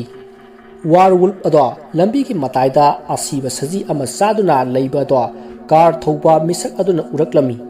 car thopa misak aduki shotgun ama misak adugi car da yaurami misak aduna achouba lamhoi ado urubada mahaki shotgun adu palduna car gi mapanda throklami misak aduna mahaki shotgun ado achouba lamhoi aduda kapa phawba kaptringaida achouba lamhoi ado migi matawgumna makhong anina khonglei thuna jungle lomda kanna chensin khrei ꯃꯁꯤꯒꯤ ꯃꯇꯨꯡ ꯃꯤꯁꯛ ꯑꯗꯨꯅ ꯋꯥꯔꯋꯨꯜꯐ ꯑꯗꯨꯒꯤ ꯂꯩꯃꯥꯏꯗ ꯇꯥꯍꯧꯕ ꯈꯣꯡꯒꯨꯜꯒꯤ ꯃꯃꯤ ꯑꯗꯨ ꯀꯦꯃꯦꯔꯥꯗ photo ꯑꯣꯏꯅ ꯀꯥꯞꯈꯤ꯫ ꯑꯆꯧꯕ ꯂꯝꯍꯨꯏ ꯑꯗꯨꯅ ꯂꯦꯞꯄꯝꯕ ꯃꯐꯝ ꯑꯗꯨꯒꯤ ꯂꯩꯕꯥꯛ ꯑꯗꯨ ꯄꯤꯛꯂꯤ ꯄꯤꯛꯂꯤ ꯂꯩꯈꯣꯝ ꯑꯣꯏꯅ ꯇꯧꯕꯅ ꯃꯔꯝ ꯑꯣꯏꯔꯒ ꯋꯥꯔꯋꯨꯜꯐ ꯑꯗꯨꯒꯤ ꯃꯥꯒꯤ ꯃꯈꯣꯡꯒꯤ ꯈꯣꯡꯒꯨꯟ ꯃꯃꯤ ꯑꯗꯨ ꯌꯥꯝꯅ ꯁꯦꯡꯅ ꯇꯥꯔꯝꯃꯤ꯫ ꯋꯥꯔꯋꯨꯜꯐ ꯑꯗꯨꯒꯤ ꯈꯣꯡꯒꯨꯟꯒꯤ ꯃꯃꯤ ꯑꯗꯨ ꯌꯥꯝꯅ ꯆꯥꯎꯔꯝꯃꯤ ꯑꯃꯗꯤ ꯈꯣꯡꯒꯨꯟ ꯑꯗꯨ ꯂꯩꯕꯥꯛꯀꯤ ꯃꯅꯨꯡ ꯈꯔ ꯌꯥꯎꯅ ꯍꯟꯖꯤꯜꯂꯝꯃꯤ꯫ ꯃꯁꯤꯒꯤ ꯋꯥꯐꯝ ꯑꯁꯤꯗ ꯃꯌꯥꯝꯅ ꯑꯗꯨꯃꯛ ꯈꯪꯕꯤꯔꯝꯂꯒꯅꯤ ꯃꯗꯨꯗꯤ ꯋꯥꯔꯋꯨꯜꯐ ꯑꯗꯨ ꯀꯌꯥꯃꯨꯛ ꯆꯥꯎ ꯁꯥꯡꯂꯝꯒꯗꯕ ꯑꯃꯗꯤ ꯃꯁꯥ ꯃꯎ ꯑꯗꯨ ꯕꯣꯗꯤ ꯕꯤꯜꯗꯔꯗꯧꯅ ꯐꯔꯕꯅꯤꯅ ꯀꯌꯥꯃꯨꯛ ꯃꯁꯥ ꯑꯗꯨ ꯀꯜꯂꯝꯒꯗꯒꯦ ꯍꯥꯏꯕꯗꯣ ꯃꯌꯥꯝꯅ ꯑꯗꯨꯃꯛ ꯄꯜꯂꯤꯕ ꯋꯥꯐꯝꯁꯤꯡ ꯑꯁꯤꯗ ꯑꯗꯨꯃꯛ ꯈꯪꯕꯤꯔꯝꯂꯒꯅꯤ꯫ ꯋꯥꯔꯋꯨꯜꯐ ꯑꯗꯨꯒꯤ ꯈꯣꯡꯒꯨꯟꯒꯤ ꯃꯃꯤ ꯑꯗꯨ ꯐꯖꯅ ꯆꯥꯡ ꯑꯣꯟꯅꯕꯒꯤꯗꯃꯛꯇ ꯃꯤꯁꯛ ꯑꯗꯨꯅ ꯃꯥꯅ ꯄꯥꯏꯔꯤꯕ ꯁꯨꯠꯒꯟ ꯑꯗꯨꯒꯤ ꯃꯔꯨ ꯑꯗꯨ ꯋꯥꯔꯋꯨꯜꯐ ꯑꯗꯨꯒꯤ ꯈꯣꯡꯒꯨꯟ ꯃꯃꯤ ꯑꯗꯨꯒꯤ ꯃꯌꯥꯏꯗ ꯊꯝꯂꯝꯃꯤ꯫ ꯋꯥꯔꯋꯨꯜꯐ ꯑꯁꯤꯕꯨ ꯊꯦꯡꯅꯔꯤꯕ ꯃꯤꯁꯛ ꯑꯁꯤ ꯃꯌꯥꯝꯅ ꯈꯪꯅꯕ ꯄꯣꯂꯤꯇꯤꯁꯤꯌꯥꯟ ꯑꯃ ꯑꯣꯏꯔꯝꯃꯤ꯫ ꯃꯁꯥꯃꯛꯅ ꯋꯥꯔꯤ ꯑꯁꯤ ꯃꯌꯥꯝꯗ ꯁꯤꯌꯥꯔ ꯇꯧꯔꯨꯕ ꯃꯇꯝꯗ ꯃꯌꯥꯝꯅ ꯃꯥꯕꯨ ꯑꯉꯥꯎꯕꯅꯤ ꯍꯥꯏꯅ ꯁꯣꯏꯗꯅ ꯍꯥꯏꯕꯤꯈ꯭ꯔꯅꯤ ꯍꯥꯏꯗꯨꯅ ꯋꯥꯔꯤ ꯑꯁꯤ ꯃꯃꯥꯟꯅꯕ ꯑꯃꯒꯤ ꯃꯇꯦꯡꯗꯒꯤ ꯃꯌꯥꯝꯗ ꯁꯤꯌꯥꯔ ꯇꯧꯔꯛꯄꯅꯤ꯫ ꯑꯗꯨꯒ ꯑꯃꯅ ꯃꯍꯥꯛꯀꯤ ꯑꯁꯦꯡꯕ ꯃꯤꯡꯗꯤ ꯄꯜꯂꯛꯇ꯭ꯔꯤ꯫ ꯑꯗꯨꯗꯤ ꯃꯌꯥꯝ ꯋꯥꯔꯋꯨꯜꯐ ꯑꯗꯨꯒꯤ ꯈꯣꯡꯒꯨꯟꯒꯤ ꯃꯃꯤꯒꯤ ꯑꯁꯦꯡꯕ ꯃꯤꯁꯛ ꯑꯗꯨꯅ ꯀꯥꯞꯂꯛꯈꯤꯕ ꯐꯣꯇꯣ ꯑꯗꯨ ꯃꯌꯥꯝꯗ ꯎꯠꯆꯔꯤ꯫ ꯃꯔꯤꯁꯨꯕ ꯋꯥꯔꯤꯁꯤꯗꯤ ꯃꯅꯤꯄꯨꯔꯗ ꯊꯣꯛꯈꯤꯕ ꯋꯥꯔꯤꯅꯤ꯫ ꯊꯧꯗꯣꯛ ꯑꯁꯤ ꯊꯧꯕꯥꯜ ꯀꯤꯌꯝ ꯁꯤꯐꯥꯏꯗ ꯊꯣꯛꯈꯤꯕꯅꯤ꯫ ꯊꯧꯗꯣꯛ ꯑꯁꯤ ꯑꯩꯈꯣꯏꯒꯤ ꯂꯩꯀꯥꯏꯒꯤ ꯏꯅꯥꯎꯅꯨꯄꯥ ꯑꯃꯒꯤ ꯃꯄꯥꯗ ꯊꯣꯛꯈꯤꯕꯅꯤ꯫ ꯇꯥꯡꯖꯦꯡꯗ ꯂꯩꯔꯤꯕ ꯂꯧꯁꯤꯡ ꯑꯗꯨꯗ ꯁꯟ ꯈꯔ ꯊꯥꯗꯣꯛꯇꯨꯅ ꯂꯧꯁꯤꯡ ꯑꯗꯨ ꯆꯥꯔꯦ ꯍꯥꯏꯕ ꯄꯥꯎ ꯑꯃ ꯇꯥꯔꯛꯈꯤ꯫ ꯃꯁꯤꯗꯒꯤ ꯃꯤꯑꯣꯏ ꯄꯨꯝꯕ ꯃꯈꯣꯏꯒꯤ ꯂꯧ ꯑꯗꯨ ꯌꯦꯡꯕ ꯑꯣꯏꯅ ꯃꯈꯣꯏꯒꯤ ꯂꯧꯅꯔꯤꯕ ꯂꯧꯕꯨꯛ ꯑꯗꯣꯝꯗ ꯀꯨꯝꯂꯛꯂꯝꯃꯤ꯫ ꯅꯣꯡꯃ ꯏꯅꯥꯎꯅꯨꯄꯥ ꯑꯗꯨꯒꯤ ꯃꯄꯥꯕꯨꯡ ꯑꯗꯨꯁꯨ ꯅꯨꯡꯊꯤꯜ ꯋꯥꯏꯔꯝꯗ ꯃꯈꯣꯏꯒꯤ ꯂꯧ ꯑꯗꯨ ꯌꯦꯡꯕ ꯑꯣꯏꯅ ꯂꯧꯕꯨꯛꯇ ꯀꯨꯝꯂꯛꯂꯝꯃꯤ꯫ ꯄꯥꯕꯨꯡ ꯑꯗꯨꯅ ꯂꯧꯕꯨꯛꯇ ꯀꯨꯝꯂꯛꯄꯗ ꯃꯤ ꯈꯔ ꯑꯃꯁꯨ ꯂꯧꯕꯨꯛꯇ ꯂꯩꯔꯝꯗꯨꯅ ꯃꯈꯣꯏꯒꯤ ꯂꯧ ꯑꯗꯨ ꯌꯦꯡꯁꯤꯜꯂꯝꯃꯤ꯫ ꯄꯥꯕꯨꯡ ꯑꯗꯨꯁꯨ ꯃꯈꯣꯏꯒꯤ ꯂꯧ ꯑꯗꯨꯅ ꯂꯩꯔꯤꯕ ꯃꯐꯝ ꯑꯗꯨꯗ ꯂꯥꯛꯇꯨꯅ ꯃꯁꯥꯒꯤ ꯂꯧ ꯑꯗꯨ ꯌꯦꯡꯁꯤꯜꯂꯝꯃꯤ꯫ ꯉꯥꯏꯍꯥꯛ ꯂꯩꯔꯒ ꯅꯨꯃꯤꯠ ꯇꯥꯔꯝꯗꯥꯏ ꯇꯧꯔꯛꯄꯗꯒꯤ ꯃꯤꯑꯣꯏ ꯄꯨꯝꯕ ꯃꯌꯨꯝꯗ ꯀꯥꯕ ꯍꯧꯅꯔꯛꯂꯝꯃꯤ꯫ ꯃꯗꯨꯗ ꯃꯤꯑꯣꯏ ꯑꯃꯅ ꯄꯥꯕꯨꯡ ꯑꯗꯨꯗ ꯀꯥꯔꯁꯤ ꯊꯦꯡꯂꯦ ꯍꯥꯏꯅ ꯍꯥꯏꯔꯨꯕꯗ ꯃꯗꯨꯗ ꯄꯥꯕꯨꯡ ꯑꯗꯨꯅ "ꯅꯈꯣꯏ ꯍꯥꯟꯅ ꯀꯥꯔꯝꯃꯣ ꯑꯩꯁꯨ ꯀꯥꯔꯛꯂꯒꯦ" ꯍꯥꯏꯅ ꯍꯥꯏꯔꯛꯂꯝꯃꯤ꯫ ꯃꯁꯤꯗꯒꯤ ꯃꯤꯑꯣꯏꯁꯤꯡ ꯑꯗꯨꯁꯨ ꯂꯧꯕꯨꯛꯇꯒꯤ ꯃꯥꯒꯤ ꯃꯌꯨꯝꯗ ꯌꯧꯅꯅꯕ ꯀꯥꯅꯔꯛꯈꯤ꯫ ꯅꯨꯃꯤꯗꯥꯡꯒꯤ ꯄꯨꯡ 6 ꯇꯥꯔꯛꯂꯕ ꯐꯥꯎꯕꯗ ꯄꯥꯕꯨꯡ ꯑꯗꯨ ꯂꯧꯕꯨꯛꯇꯒꯤ ꯀꯥꯔꯛꯇꯕꯗꯒꯤ ꯄꯥꯕꯨꯡ ꯑꯗꯨꯒꯤ ꯏꯃꯨꯡ ꯃꯅꯨꯡꯅ ꯂꯧꯕꯨꯛ ꯀꯨꯝꯂꯨꯕ ꯃꯤꯑꯣꯏꯁꯤꯡꯗ ꯍꯪꯉꯨꯕꯗ ꯃꯥꯗꯤ ꯉꯁꯥꯏꯅ ꯑꯩꯈꯣꯏꯅ ꯀꯥꯔꯁꯤ ꯍꯥꯏꯕꯗ "ꯅꯈꯣꯏ ꯍꯥꯟꯅ ꯀꯥꯔꯝꯃꯣ ꯃꯥ ꯉꯥꯏꯍꯥꯛ ꯂꯩꯔꯒ ꯀꯥꯔꯛꯂꯒꯦ" ꯍꯥꯏꯅ ꯍꯥꯏꯍꯧꯔꯤꯕꯅꯤ, ꯀꯔꯤꯅꯣ ꯍꯥꯏꯔꯤꯕꯁꯤꯕꯣ ꯍꯧꯖꯤꯛ ꯐꯥꯎꯕ ꯀꯥꯔꯛꯇ꯭ꯔꯤꯕ꯭ꯔꯥ ꯍꯥꯏꯗꯨꯅ ꯍꯪꯅꯔꯛꯈꯤ꯫ ꯃꯁꯤꯗꯒꯤ ꯂꯩꯀꯥꯏ ꯃꯌꯥꯝ ꯍꯨꯞꯇꯨꯅ ꯂꯧꯕꯨꯛꯇ ꯀꯨꯝꯗꯨꯅ ꯄꯥꯕꯨꯡ ꯑꯗꯨ ꯊꯤꯔꯝꯃꯤ꯫ ꯐꯅ ꯌꯥꯝꯅ ꯂꯧꯕꯨꯛ ꯑꯗꯨꯗ ꯊꯤꯔꯕ ꯐꯥꯎꯕꯗ ꯄꯥꯕꯨꯡ ꯑꯗꯨ ꯐꯪꯂꯝꯗꯦ꯫ ꯃꯁꯤꯗꯒꯤ ꯅꯨꯃꯤꯗꯥꯡꯒꯤ ꯄꯨꯡ 9 ꯇꯥꯔꯛꯂꯦ꯫ ꯆꯥꯛ ꯍꯥꯟꯅ ꯆꯥꯊꯣꯛꯂꯨꯈꯤꯁꯤ ꯑꯗꯨꯒ ꯄꯥꯕꯨꯡ ꯑꯗꯨ ꯉꯁꯤ ꯑꯍꯤꯡ ꯑꯁꯤꯃ ꯇꯨꯝꯗꯕꯤꯗ ꯊꯤꯔꯁꯤ ꯍꯥꯏꯅ ꯂꯩꯀꯥꯏ ꯃꯌꯥꯝꯅ ꯂꯦꯞꯅꯔꯦ꯫ ꯃꯁꯤꯗꯒꯤ ꯂꯩꯀꯥꯏ ꯃꯌꯥꯝꯅ ꯆꯥꯛ ꯏꯁꯤꯡ ꯆꯥꯅꯔꯕ ꯃꯇꯨꯡꯗ ꯄꯥꯕꯨꯡ ꯑꯗꯨ ꯑꯃꯨꯛ ꯊꯤꯕ ꯍꯧꯋꯤ꯫ ꯍꯟꯗꯛꯇꯤ ꯂꯩꯀꯥꯏ ꯃꯌꯥꯝ ꯑꯗꯨ ꯂꯧꯕꯨꯛꯇꯒꯤ ꯇꯥꯡꯖꯦꯡ ꯆꯤꯡꯌꯥꯔꯣꯝꯗ ꯄꯥꯕꯨꯡ ꯑꯗꯨ ꯊꯤꯕ ꯂꯥꯛꯏ꯫ ꯍꯟꯗꯛꯇꯤ ꯃꯣꯏꯕꯨꯡ ꯈꯣꯡꯕ ꯌꯥꯎꯔꯒ ꯃꯣꯏꯕꯨꯡ ꯈꯣꯡꯅꯗꯨꯅ ꯊꯤꯔꯛꯂꯝꯃꯤ꯫ ꯆꯤꯡꯈꯣꯡ ꯑꯗꯨꯋꯥꯏꯗ ꯊꯤꯕ ꯍꯧꯔꯛꯂꯝꯃꯤ꯫ ꯇꯥꯟꯖꯥ ꯑꯗꯨꯗ ꯂꯩꯀꯥꯏꯒꯤ ꯑꯃꯥꯏꯕ ꯑꯗꯨꯁꯨ ꯄꯥꯕꯨꯡꯒꯤ ꯏꯃꯨꯡ ꯃꯅꯨꯡꯅ ꯍꯥꯏꯖꯕꯗꯒꯤ ꯂꯩꯀꯥꯏ ꯃꯌꯥꯝꯅ ꯂꯩꯔꯤꯕ ꯇꯥꯡꯖꯦꯡ ꯆꯤꯡꯈꯣꯡ ꯑꯗꯨꯗ ꯌꯧꯁꯤꯜꯂꯛꯈꯤ꯫ ꯑꯃꯥꯏꯕ ꯑꯗꯨꯅ ꯂꯥꯏꯔꯣꯟ ꯁꯣꯜꯂꯒ ꯌꯦꯡꯕ ꯃꯇꯝꯗ ꯄꯥꯕꯨꯡ ꯑꯁꯤ ꯁ꯭ꯋꯥꯏ ꯃꯐꯝ ꯑꯁꯤꯗ ꯂꯩꯔꯦ ꯍꯥꯏꯅ ꯂꯩꯀꯥꯏ ꯃꯤꯌꯥꯝꯗ ꯍꯥꯏꯔꯛꯈꯤ꯫ ꯃꯁꯤꯗꯒꯤ ꯂꯩꯀꯥꯏ ꯃꯤꯌꯥꯝꯒꯤ ꯃꯔꯛꯇꯒꯤ ꯇꯣꯔꯆ ꯂꯥꯏꯠ ꯑꯁꯥꯟꯕ ꯄꯥꯏꯕ ꯃꯤꯑꯣꯏ ꯑꯃꯅ ꯆꯤꯡꯊꯛꯂꯣꯝꯗ ꯑꯁꯨꯝ ꯀꯥꯞꯈꯠꯂꯨꯕꯗ ꯃꯤꯑꯣꯏ ꯑꯃ ꯆꯤꯡꯊꯛꯂꯣꯝꯗ ꯀꯥꯈꯠꯈꯤꯕꯗꯨ ꯎꯔꯝꯃꯤ꯫ ꯃꯁꯤꯗꯒꯤ ꯃꯤꯑꯣꯏ ꯑꯗꯨꯅ ꯆꯤꯡꯊꯛꯂꯣꯝꯗ ꯃꯤ ꯑꯃ ꯀꯥꯈꯠꯈ꯭ꯔꯦ ꯍꯥꯏꯕꯗꯒꯤ ꯂꯩꯀꯥꯏ ꯃꯌꯥꯝ ꯍꯨꯞꯇꯨꯅ ꯆꯤꯡꯊꯛ ꯃꯊꯛꯇ ꯂꯩꯀꯥꯏ ꯃꯌꯥꯝ ꯑꯗꯨ ꯀꯥꯈꯠꯂꯛꯇꯨꯅ ꯄꯥꯕꯨꯡ ꯑꯗꯨ ꯑꯁꯨꯝ ꯊꯤꯔꯛꯏ꯫ ꯃꯁꯤꯗꯒꯤ ꯑꯃꯥꯏꯕ ꯑꯗꯨꯅ ꯂꯥꯏꯁꯣꯟ ꯁꯣꯟꯗꯨꯅ ꯄꯥꯕꯨꯡ ꯑꯗꯨꯅ ꯂꯩꯔꯤꯕ ꯃꯥꯏꯀꯩ ꯑꯗꯨ ꯃꯈꯨꯠ ꯊꯤꯟꯗꯨꯅ ꯇꯥꯛꯂꯛꯏ꯫ ꯃꯁꯤꯗꯒꯤ ꯂꯩꯀꯥꯏ ꯃꯌꯥꯝ ꯍꯨꯞꯇꯨꯅ ꯃꯥꯏꯀꯩ ꯑꯗꯣꯝꯗ ꯌꯥꯝꯅ ꯀꯨꯞꯅ ꯄꯥꯕꯨꯡ ꯑꯗꯨ ꯊꯤꯔꯝꯃꯤ꯫ ꯑꯁꯨꯝꯅ ꯊꯤꯔꯛꯄꯗ ꯄꯥꯕꯨꯡ ꯑꯗꯨ ꯑꯁꯣꯡꯕ ꯃꯣꯡꯁꯣꯡ ꯑꯃꯒꯤ ꯃꯔꯨꯝꯗ ꯃꯤꯑꯣꯏ ꯈꯔꯒ ꯋꯥꯔꯤ ꯁꯥꯟꯅꯕꯒꯤ ꯃꯑꯣꯡꯗ ꯄꯥꯕꯨꯡ ꯑꯗꯨꯒꯤ ꯃꯃꯥꯏ ꯑꯗꯨ ꯌꯦꯠꯇ ꯑꯃꯨꯛ ꯂꯩ ꯑꯣꯏꯗ ꯑꯃꯨꯛ ꯂꯩ ꯇꯧꯗꯨꯅ ꯂꯩꯔꯝꯃꯤ꯫ ꯃꯁꯤꯗꯒꯤ ꯂꯩꯀꯥꯏ ꯃꯌꯥꯝ ꯍꯨꯞꯇꯨꯅ ꯄꯥꯕꯨꯡ ꯑꯗꯨ ꯐꯥꯔꯒ ꯃꯌꯨꯝꯗ ꯄꯨꯔꯛꯂꯝꯃꯤ꯫ ꯄꯥꯕꯨꯡ ꯑꯗꯨ ꯂꯥꯎꯕ ꯈꯣꯡꯕ ꯆꯦꯟꯈꯤꯒꯦ ꯃꯇꯥꯒꯨꯝ ꯂꯥꯛꯅ ꯐꯥꯅ ꯀꯌꯥ ꯑꯃ ꯇꯧꯔꯛꯈꯤ꯫ ꯂꯩꯀꯥꯏ ꯃꯌꯥꯝꯅ ꯄꯥꯕꯨꯡ ꯑꯗꯨꯕꯨ ꯐꯥꯗꯨꯅ mayumda porakhi pabung adu mayum joroba phawba chenkhige haina lakna phanaba adum tawri masidagi lekai miyamna amuk chenkhrabati thiba waragani haiduna masa pumba thorina punsinduna imungda thamki masidagi amaibana pabung ado ngasi ahing ngasi ma pothana ba haiduna machinda kari kari no solaga marai bakta nantharami masidagi pabung ado tumthakhre amaiba aduna pabung adugi imung manungda asumna hairi hawjik ahingi pungama tari lai khoiramba adudi ayengoina khoiram lasi ibungo asibu silibasi lai nupa ahumna senbani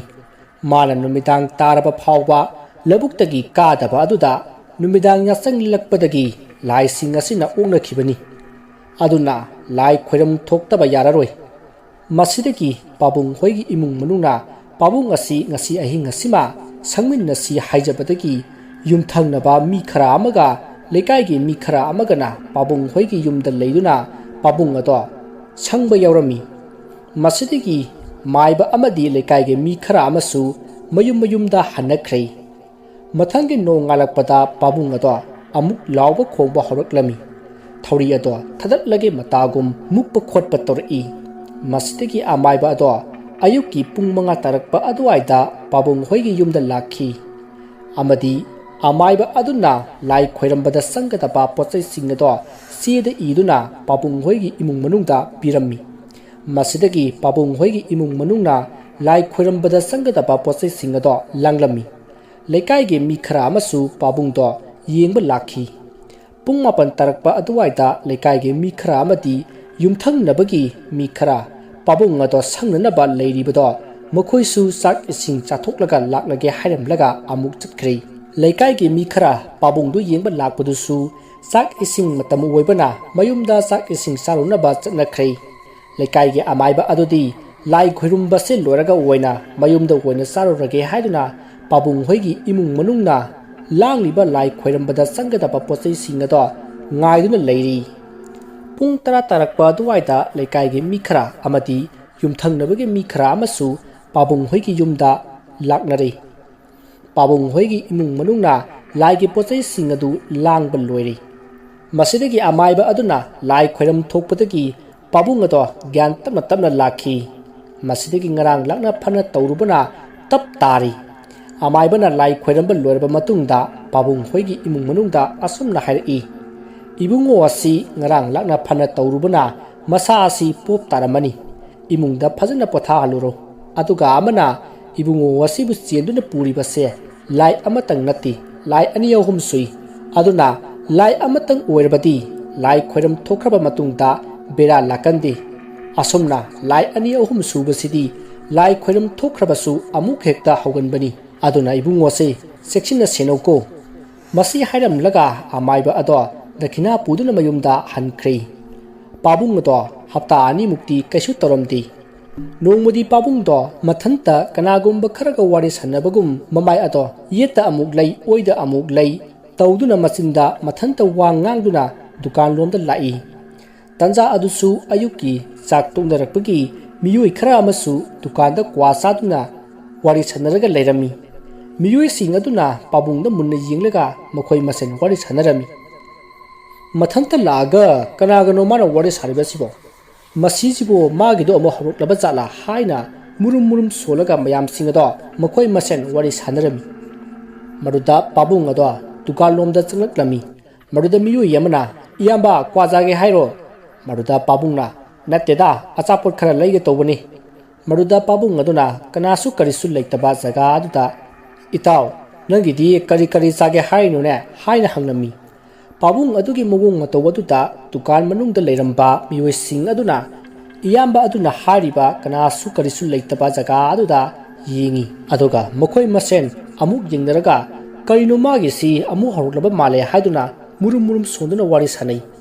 pabung aduna dukandar aduda buzia watin packet ahum piu haduna lupa kuntra thadari maruda dukandar na pabung da hanglaklami nangi marup haibudubu kraino ne maduda pabung aduna tu sidal leiriba ani sini maruda dukandar aduna jaga aduda yembadadi kanasu leiti dukandar aduna machinda magi se amu haruklaba male haiduna murum soli masidagi pabungna buzia packet ahum ado खोक्तुना इताउसे इलकेसे इताउसे चाउ हाइदुना वातिन सिंह अदो लेबाकता पंगथादा थादै पाबुंगी तौरिबा मवोंग सिंह अदुदा दुकान ममांगदा लेरंबा मियोइ सिंह अमदी दुकानदार अदो मुन्ना यिंगलगा लई पाबुंग अदो मचिंदा असुमना हाइरई आइसु नुइगी लेबमदु चनिंगिने चलुरसी मसिदगी पाबुंग अदो हानिगिदो हरलबा माले हादुना मियोइ सिंह अदुना पाबुंग अदो फारगा मयुम तमना पोरकी पाबुंग अदो आइबु थादोउ ता वनिगी मयुमदा चलुरगे हाइदुना लाउ खोंबा हौरई मसिदगी मियोइ सिंह अदुना पाबुंग अदुगी इमुंग मनुंगदा थोकिबा थौदोक पुंबा लोइना तमलमी अदुगा असुमनासु हारक्लमी इयाम्बा सी हानगिदो अमु हरक्लबा माले इयाम्बा से खरा संबियु हाइरमलगा मखोइ सिंह अदो मयुमदा चटख्री पाबुंग अदो मखोइगी इमुंग मनुंगना युम मनुंगदा थोंगनो सिल्लगा थमलमी युम मनुंगदा पाबुंग अदो थोंग असि हांगदोओ इता वनिगी युमदा चटलुगे हाइना लाउ खोंगबा युम मनुंगी पोचै सिंह लंखाइबा खोटकाइबा कया तौरई पाबुंग अदुगी लाउ खोंगबगे मखोल ताबदगी युमथंगनबगी मी खरा अमसु लाक्तुना पाबुंग अदो संगबा यावरमी युमगी माइकई मरिमक्ता मी लोइना लेदुना सेनरमी युमगी ममांगदा मी खरा युमगी येटओइदा मी खरा अमना ngai aduga maningtana मखोइ मियोइ तरुक ngai नुमिदांगा चंगलकपगी अदवाइदा मखोइ मियोइ तरुक अदुगी मनुंगदगी मियोइ मरि अमदी थबक अमा लै अमुक थुना लाके हाइरमलगा चटख्री युमगी मनिंगरोमदा लैहौरिबा मियोइ अनि अदुगी मरक्ता मियोइ अमदा फोन किंगलखी मियोइ अदुना महाकी फोन अदो पाइदुना ngehak sanaraba matungda phone ado thamki aduga nupa amaduda yinglaga asomna hairi itaw babadu thabak chalubane hala ye ai tangjing phawda thoklaga loksillukhige kari majadani kuira oi nang ngehak ta leramuko maduda atopa nupa aduna hoi chalo noi babado loksilluro aduga amuk lau aisu ithanda nungaite haiduna haiki masidagi nupa ado mahaki baba ado loksinba chakhrei masidagi maninglomda leiribasi nupa amatang ngairi asumna maninglomda leiringai nupa ado ikhang khanghoduna mapan thunglakhi masidagi maninglomda mapan thokchinbadi nungaiti haiduna aswai khara chathoklaga mapan thoi tanja adusu maisu mutki nupa aduna mapan thoklingaita tunglomda karigumba posak ama samduna chatkibagi mawongda wanglauna ayingba nuksit ama phawri maduda nupa aduna tungda yengthoktuna yengba matamdadi kanasu leiramdi masidagi nupa aduna mapan thokpada loraga maninglomda lakpa matamdadi maningthong ado amamba marak aduta hangbadawna tawduna leirambado urakhi masidagi nupa aduna pakhatna thong ado hangdoklaga imungda changchilluga yengbadadi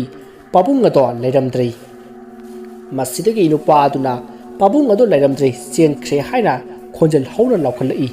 masidagi yunggi mapanda leiba mioi sing ado yunggi maningthong ado hangdoktuna sensindarai tanja aduda maisu lakhi nupa aduga maningthong lomda sangminaba mkhoi mioi manga adusu lakhi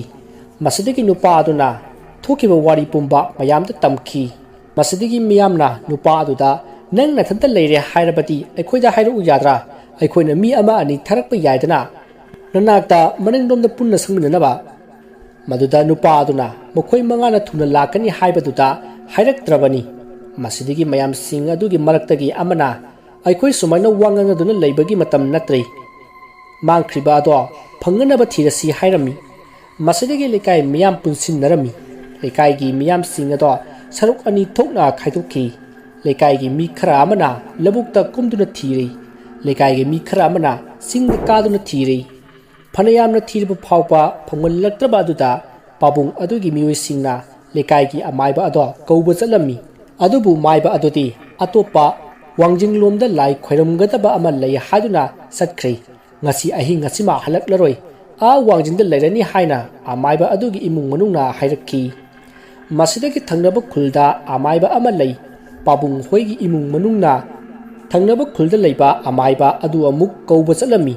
maruda amaiba adusu mayumda leiramdrei lai khoiramba ama lei haduna satkhi haina